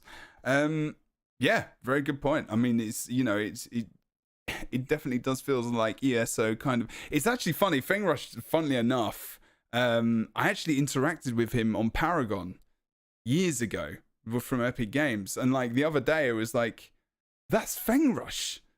It's just funny how we ended up in the same place. It's a third-person MOBA, for God's sake. It's like, it was just so weird how we ended up in almost the same place as him. But yeah, I mean, we're talking about community and guilds and the ESO fam kind of hashtag thing as well. And Fengrush's community as well is another example of a different kind of community you can have on Twitch, you know, with PvP, with Cyrodiil. And aggressive but respectful and still, you know, competitive, but it doesn't have to be the way we were kind of talking about it before, like the older scene that we kind of were mentioning as well. And that's good. That's fantastic. I'm just kind of going through the topics and everything else in terms of community. I'm not really sure about the forums. The forums isn't something that I really go and visit much. And Kyle's face. I don't recommend going there. That is a very dark place. People disappear and are never heard from again. Stay out of the forums if you crap. value your sanity. I actually don't have an account, and people are like, well, why don't you just ask Gina for it? And I'm like, I will never ask for an account on the forums. Why would I be there? I have now. I've got one. It's mainly to advertise the podcast. Do you feel your soul being like corrupted, or are you like losing chunks of yourself? Didn't stay for long. You know what they say, you read the walk on the patch dark notes side and I'm for a out. little bit. Yeah. Yeah, patch notes. Yeah, okay. So do you think that's something they need to work on to encourage people to do it in community there, or do you think it's just best left alone? Forums on the internet are a lost to the dumpster fire of the universe. Yeah. There's no salvation in forums. It's a complete Forums shit will always show be garbage. in all forums everywhere. Like even the Reddit where the mods there are extremely heavy-handed is still turns into a dumpster fire well, on the Reddit regular. is a very, Yeah. Place. There's a lot of anonymous typing. I agree with what Ninja said. I mean, I don't even know what a reformation over there would look like, but you know, it wouldn't stick. You know, it'd be so much labor for so little payoff because it would be gone before It'd you have to know be it. at that moment, wouldn't it? Just like a Thanos. I mean, I know quite a few people that enjoy reading the forums for the shit show and they're entertained by that. For me though, it just the stupid hurts me. I can't do it for very long. I love how I end up the chat right now is hurts. hilarious. It's just like Like Ninja said, it's a lot of unsubstantiated just screaming about nothingness that they don't understand. Forums So definitely have a function, and I think what you say, Kyle, is actually the function. It's venting. Venting is actually quite an important thing. Obviously, again, you know, like I said, with the whole for everything, is actually not bad. But the problem is, it's official forums, and you know that's not really the place where you want to be the community to be represented. You do have to apply to get into the forums and everything else. But I don't think a massive amount of people do visit. I'd be very interested to know how many people do go to the forums. But when you look at guides, when you're looking for, you Google a guide or you Google information, you do more often than not get forwarded to the actual forums. So there is something about trying to maybe have some kind of gateway so that if you do go to the forum, at least you know you have some kind of welcome message. Please don't read anything. Have a nice day. I mean, it might be a it good just one. auto blurs all but the official Zoss post. Like, are you sure you want to read this content? It's for sure. Just put the key art video in there and everything will be fine. I love that. That was absolutely fantastic. entering content of no redeemable value. Are you sure? Yes or no? I love it, Ninja, please. Oh, dear. So those of you that play other games, how were their MMO forums compared to Elder Scrolls? Guild Wars 2 is not too bad, but it is also Yes, it very is. terrible. Yeah, no, You're right. lying if you say it isn't. It's a dumpster fire. You know it is. It's not. It's complaining. It's complaining. Like I say, it's venting. I think forums used to have a valid place. I mean, feedback is still good, and forums are useful for that, and they are still used for that purpose in terms of feedback, and it's important. But as streamers, obviously, you kind of have a direct line to them, so for us, it's less important. But I think for the player that might not be able, maybe doesn't feel like they might be heard, making a forum post is quite an important thing for the general player. But because they're not the greatest, they probably don't even bother. But there's no way to really circumnavigate that, is there? I mean, people can write whatever the fuck they want. At the end of the day, they can just get banned, and then there'll be no content. Let them. I mean, you now have Twitch, you have YouTube, you got Twitter, you have you got Discord communities, you have all of these great places to find good, valuable, useful content and dialogue. Yeah, and just let the forums do their thing. Yeah. We don't bother them. We just let them do that over there. That's a really great point of like, what is the end goal of the forums? And I think you're right. I think it's a place of vent frustration. It's not. I don't think forums have any tools that would be beneficial to make friends in anyway. It's not. No. It's not that kind of live interaction. It just doesn't work like that. And maybe if you want to, if anyone out there is thinking of like, how do I fix a forum? I think maybe the goal is you have to look at what are the goals of said forum. The nicest one I've ever been on, totally unrelated, but Linus Tech Tips, the YouTuber, they is a great forum, and they will help you solve any computer problem, and they will be nice, and they were not condescending. I'm sure you can find a troll here and there, but I think it's because like, what is the goal of that forum? Like, they choose to use it as a place to be super nerdy and techie with one another, and they have their own memes and trolly things like we do in a fun way, just like we have all of our emotes, they have their stuff. But then you look at the ESO and it's like, well, like you guys just said, we have Discords that you can voice chat and immediately text back and forth. We have Twitch, which is direct live feedback and friends that you can translate directly into game. Then you have the official forums. And what is the goal of that? It's kind of bug reporting, right? Like, first and foremost, I see it as like a place to say, here's what we're fixing, here's what's broken. But if here's what's broken is what we're mainly going to worry about, then salt just pours out of that. Well, everything's broken, so people just like scream about everything, right? So I think it's this idea of like how you approach it generally. Well, 100%. I mean, if you look at Linus Tech Tips, he has his mods and his own approach for his content is very much, this is the goal. It's to help, and it's an extension of the content that I'm creating. Elder Scrolls is a company, and they have to allow everybody to come and share their opinion, unfortunately. So there's no gatekeeper. You know what I mean? Like, they have to be very corporate and very level headed with how they respond to stuff. So until you violate terms of service, whatever you say has to be allowed, unless it becomes where a forum topic goes off the rails and you're no longer like you're just throwing insults, even though you haven't technically violated terms of service. There's no use to this thread anymore, so they'll lock it. So other than, you're left with whatever 12-year-old's opinion in all caps is screaming on, as what could have been an otherwise constructive thread, because you're dealing with a company who has to have this sort of like anybody's allowed to come here and participate thing, as opposed to a very tight community where this is like, you're coming to my forums if I had one, the Ninja614.com forums, and you're an asshole, you're gone now. There's no, and I don't give a shit, because I can. Right. I'm not a corporation, right? So that's a big difference. That's your website, right? Ninja614.com. Oh, look at this one. Speaking of the forums, one of them must be in chat right now. Oh my god! Awesome. Look at you. Thank you, Rods. Where I like to inspect them. I think they all just woke up. The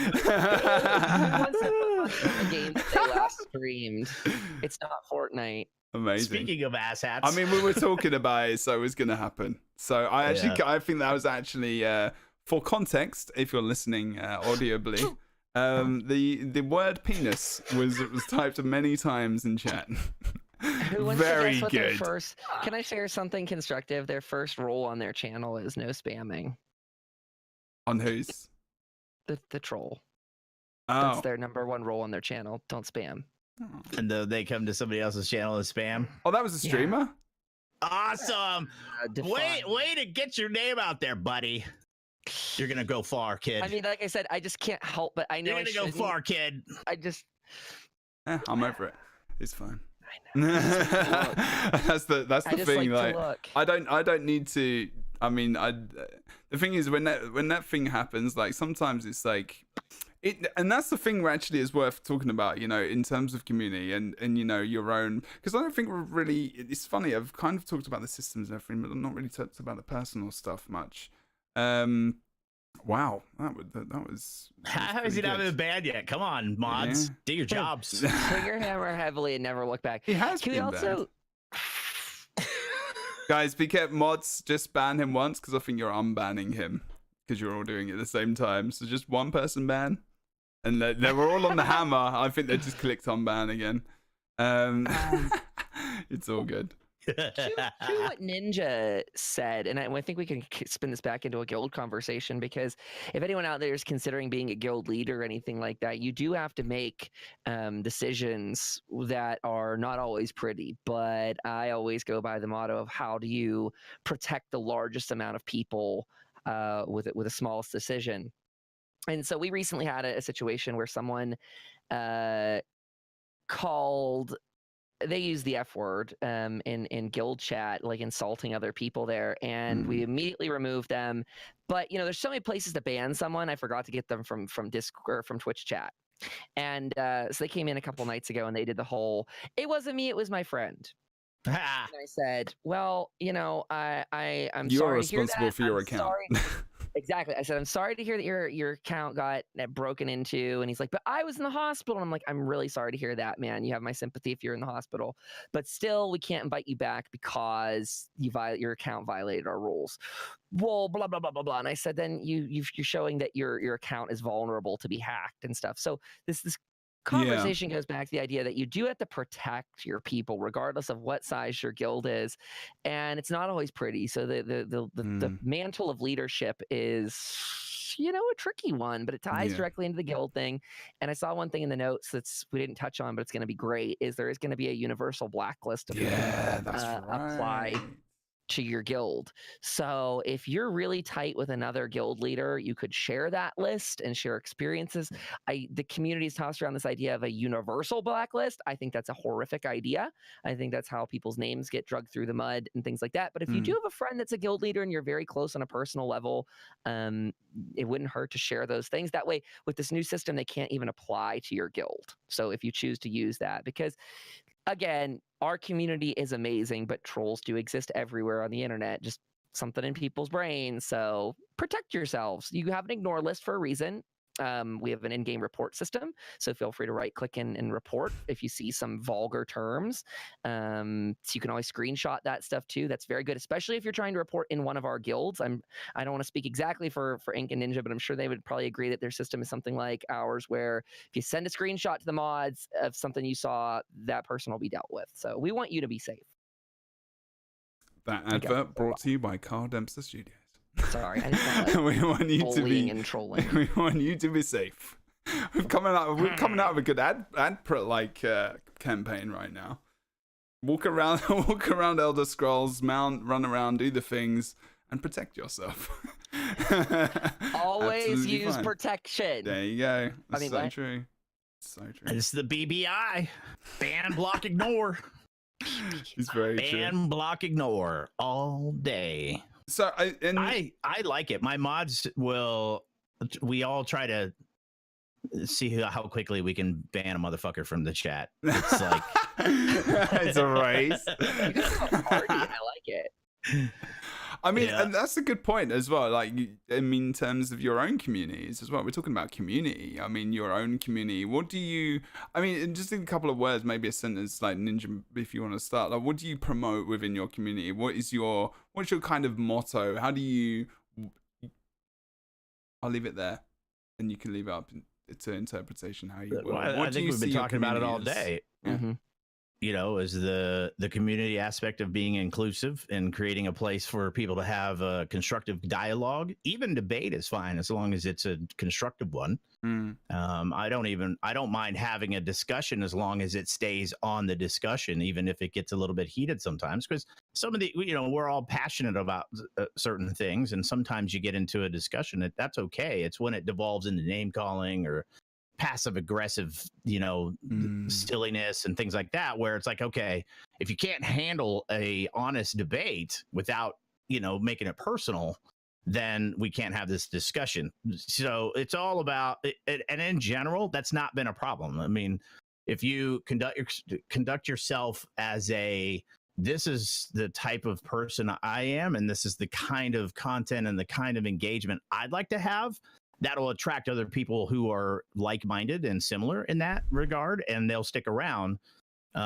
Occasionally you get people that want to jump in and not play nice, and then we just block them, ban them, and move on, and maybe joke about it for a moment, but it doesn't, I mean, I've never let somebody who's come in and said mean or shitty things ruin my stream or even allow it to even get to that point, because for every person that comes to your stream who's behaving badly, yeah, it's a viewer, but how many people are they driving away through their nonsense? So it makes way more sense to just immediately be like, nope, I don't even give warnings most of the time. I'm just like, well, nope, I just don't even let it allow them to even have enough of a platform to get their point across, because pretty quickly within a sentence or two, you can find out what you're dealing with. And you're like, yeah, no, we're done. I'm not even interested. We're just moving on. And then that allows the rest of it, this sort of like building of relationships and friendships and community and discussion and helping each other and supporting each other and learning and having a good time and joking and memeing and teasing each other to flourish without having this distraction of assholes trying to shit all over it. Literally, that is actually that last bit was actually really good. Does anyone want to, Inklings, do you want to add anything to that at all, or Kyle? No, I don't think so. I think it's all been talked about. Fair play. Anything, Kyle? I mean, in terms of your own community, do you think there's anything maybe you do specifically in your stream that is different to maybe, you know, I mean, it's in a way mini sell yourself, I guess, to a degree, I'm saying, but like, you know, it's like Ninja says, you know, there's definitely a way to deal with those guys, and we all probably do it in very different ways, very similar ways as well. Like, you know, you see that guy writing the word, he's done, because, you know, you don't want that kind of thing. You know that there's no hope for that person probably until they've got a little true. bit older. I guess I could say that, like, the way I handle it is it's a zero tolerance policy, and my mods and I know that it does not get discussed at all. The person does not get acknowledged at all. We pretend like it never happened, and that type of approach has made it so I barely have any issues in my streams. If you're going to acknowledge trolls, you're going to support them going to other channels and doing the same thing after you get rid of them. If more content creators would just pretend it didn't happen, they would not be bouncing from channel to channels like they do. I stand a little bit opposite of Ink, though I like that idea. I also don't have an ignore it sort of policy. We often turn it into like a learning opportunity for chat, where again, I kind of get on that soapbox to remind people that, like, no, you don't have to put up with that. A lot of my trolling, as you can imagine, there are people that troll the LGBT tag on Twitch. So that's a lot, and I don't know if you don't stream under that tag or anything like that. I mean, it's better now that it can't. I don't think it can be searched as easily like it was before. Probably still can in some ways I'm just not familiar with. But trolls used to like hop that, and I mean, there's pros and cons to it, right? Because what we do is we have a lot of people into the LGBT category that come because they feel safe in a guild that's focused around their channel like that. Yeah, exactly. So some people have been like, and I've let my community decide how much, because I'm not like, that's a part of who I am, but it's not who I am. And so I never let that lead. But we we do advertise our guild over on Reddit, and I've been asked a couple times, well, why is that even a thing, LGBT friendly, in the title of the post? And I've let my community decide that. They have agreed that they want that in the title because of past experiences in other games or other guilds, and they're like, no, I want that as a thing. So I know that's a wholly unique thing to me, and I don't want to steal the spotlight of this thing by any means, but like that's something we consider, and that's how we handle things a bit differently with our guild, is that Absolutely. we use a lot of these as a talking point. So I do love Ink's idea, and it's something I need to get better about, is just letting a ban go. But at the same time, I also can't help but jump out there and be like, guys, you never need to put up with that. Like, I've been there as a small streamer. I've taken any view I can get, but that doesn't need to be you. That's different. You're addressing your community and not the troll. Yeah, depends on how you handle it. I can't help but feel like I fall into it though. And to what you said, like I a lot of people what you're saying more. Yeah, but Ink says, like you say, he doesn't. We all do it completely. I actually have a completely different way of dealing with it as well, and it's very much the same as what Ninja does. But then if it's not that, but I can sense something like, that seems like that person's had a pretty shitty day, and it's just my nature. In my studies and the profession I was going for, I'm going back into university to do my master's in clinical health, mental health, psychology, counseling, therapy. And I actually want to bring that into Twitch, and it's actually mental health is a big thing for me with Twitch, and I'm actually going to be doing something in terms of communities. I want to try and get Twitch on this mental health trail because they need to get more involved with it, because it's a very important. Twitch shouldn't just be a distraction away from your real life. It should be and the integration is important rather than just completely disconnecting. It can cause abuse and just absolute horribleness, which hopefully, something can be done about in the future, because there's a lot of things you don't hear about which are very, very horrible. But anyway, going away from the thing, is that sometimes someone actually is lashing out. And it's important because, like you say, Kyle's point about protecting is very important. Ninja's points are very, very important.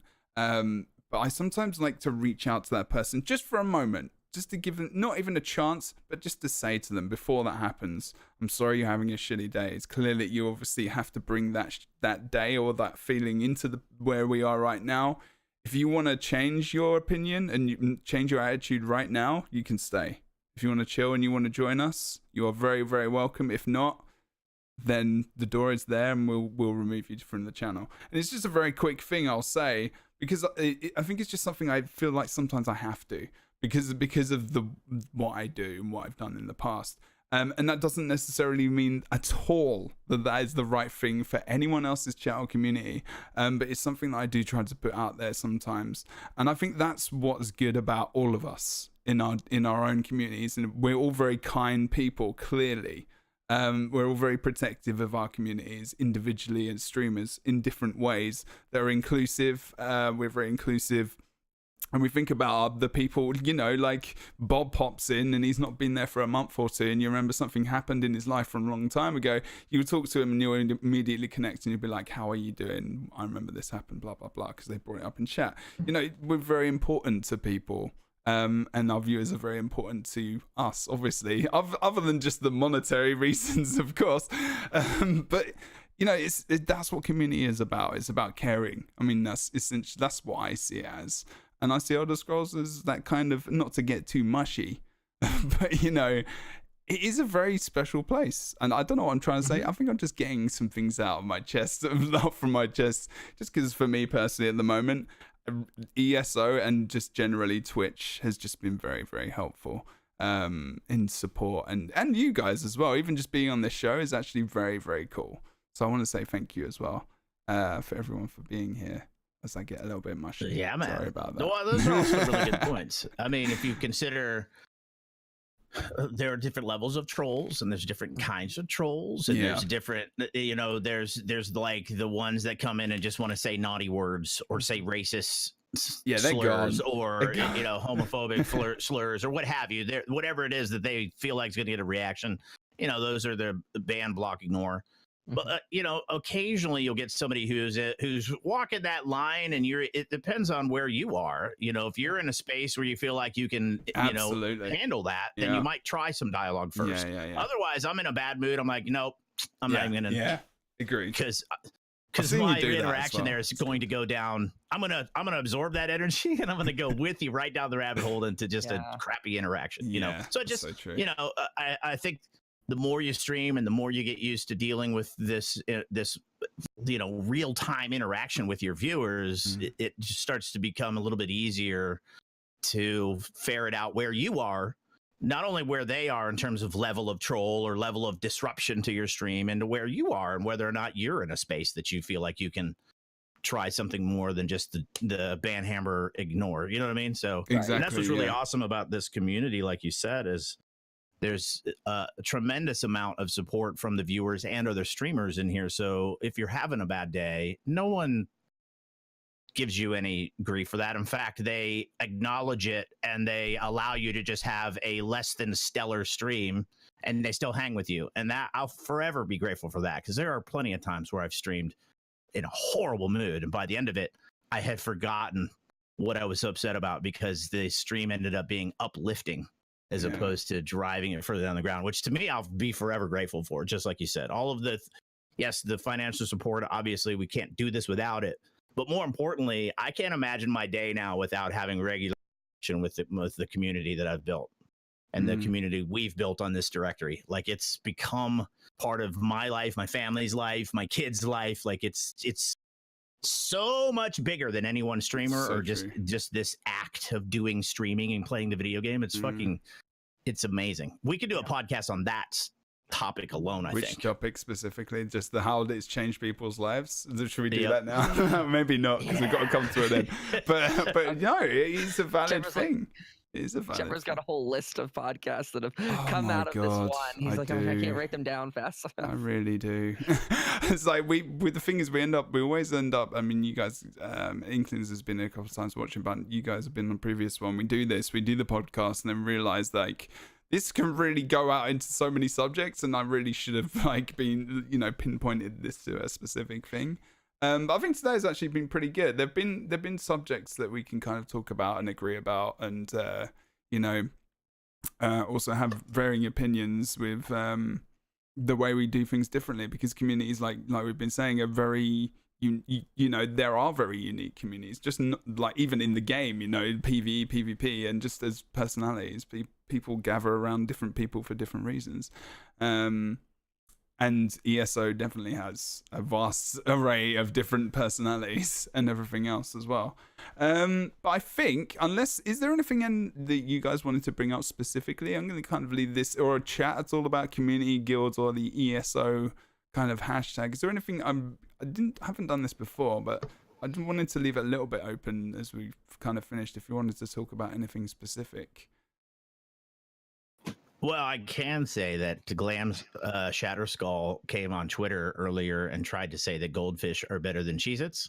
So at some point today, I think he's live right now.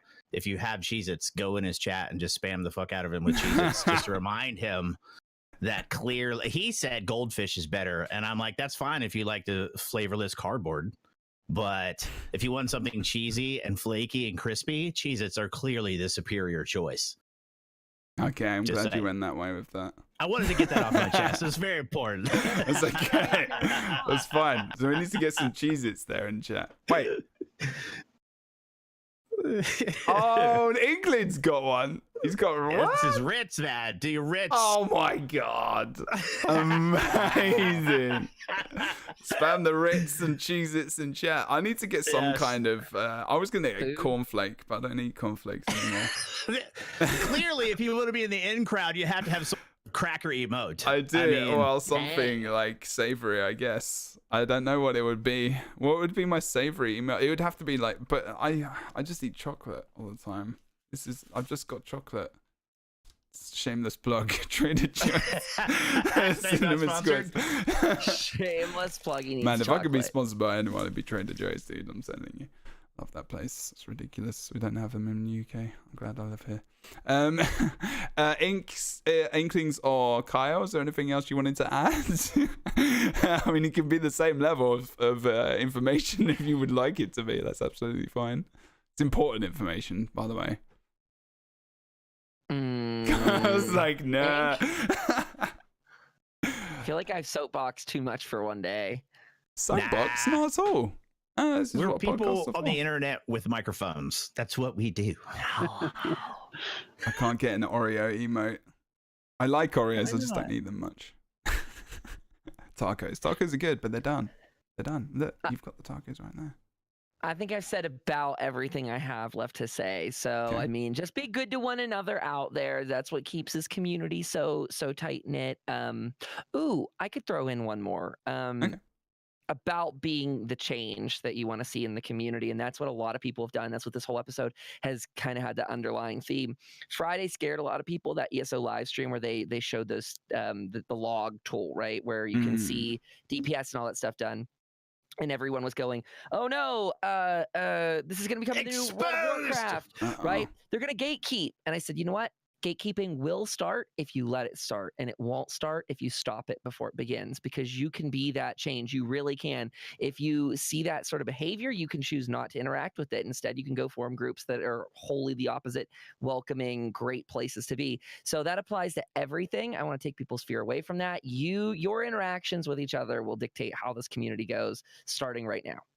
So do good. Very, very good point. That's true.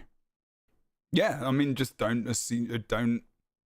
group with those people. If that's what you want to do, yeah. I mean, you don't have to. It was very much the same in Guild Wars 2, actually, when they started to, you could see DPS trackers, and I was like, I mean, I want to be a better player, but I don't want to be shit on, basically, for my DPS being like 10 below where it should be, because I'm trying to have fun. I mean, I don't really care. The boss dies, and as a group we're having fun. But hey ho, join another group, I guess. Ink, anything else you want to add? I think I'd just be shadowing everything else everybody else said already, and that would kind of be not efficient and not me. So, no. Okay. He is going for efficiency. I've noticed that with it. He's like, okay, I don't have anything to add, so I just want this to move on. Next thing. Get the thing done. I like it. It's good. There was just a very quick point I made on the document, and something that I did notice, just to round it up, and it's kind of it is a very cool thing. It's something that kind of all of these guys have said in one form or another, is that people do help each other a lot in this game, and it is in game specifically as well. And I've noticed it so many times when I stream new player or not, and it's just people help each other. Genuinely, if they're just like hanging out and they're just running around, they're in a dungeon, you know, they explain tactics. It's very different in that kind of way. It's very special. So, like Kyle said as well, protect it. You know, protect your experience. You can do that. You have your own way to go. You don't have to join the groups of people maybe that, you know, are cool, that might not be for you. But there's a lot of pretty decent people in this game, in this directory as well. And I think, you know, these guys have been very, very important in shaping where we are today. And that's talking about the ESO fan, you know, Twitter. That's more of a feature of it, of that hashtag, obviously the community. And hopefully the game can work with us a little bit more with its tools to maybe potentially make it shine a little bit more in the right kind of places. Is the be a ray of light. Yes, that's right. Help us the hell out. No darkness here. But otherwise, that's pretty much it. I think we're going to end it there. Do eat. Thank you very much, guys, as well. A little bit late today, guys, but it was very much worth it. It's been an awesome stream. I want to thank these guys for being here as well. Thank you to Inklings, Kyle and Ninja. I'm going to start with Kyle, though, as we exit the show. Tell us, where can people find you? What do you do? When do you do it?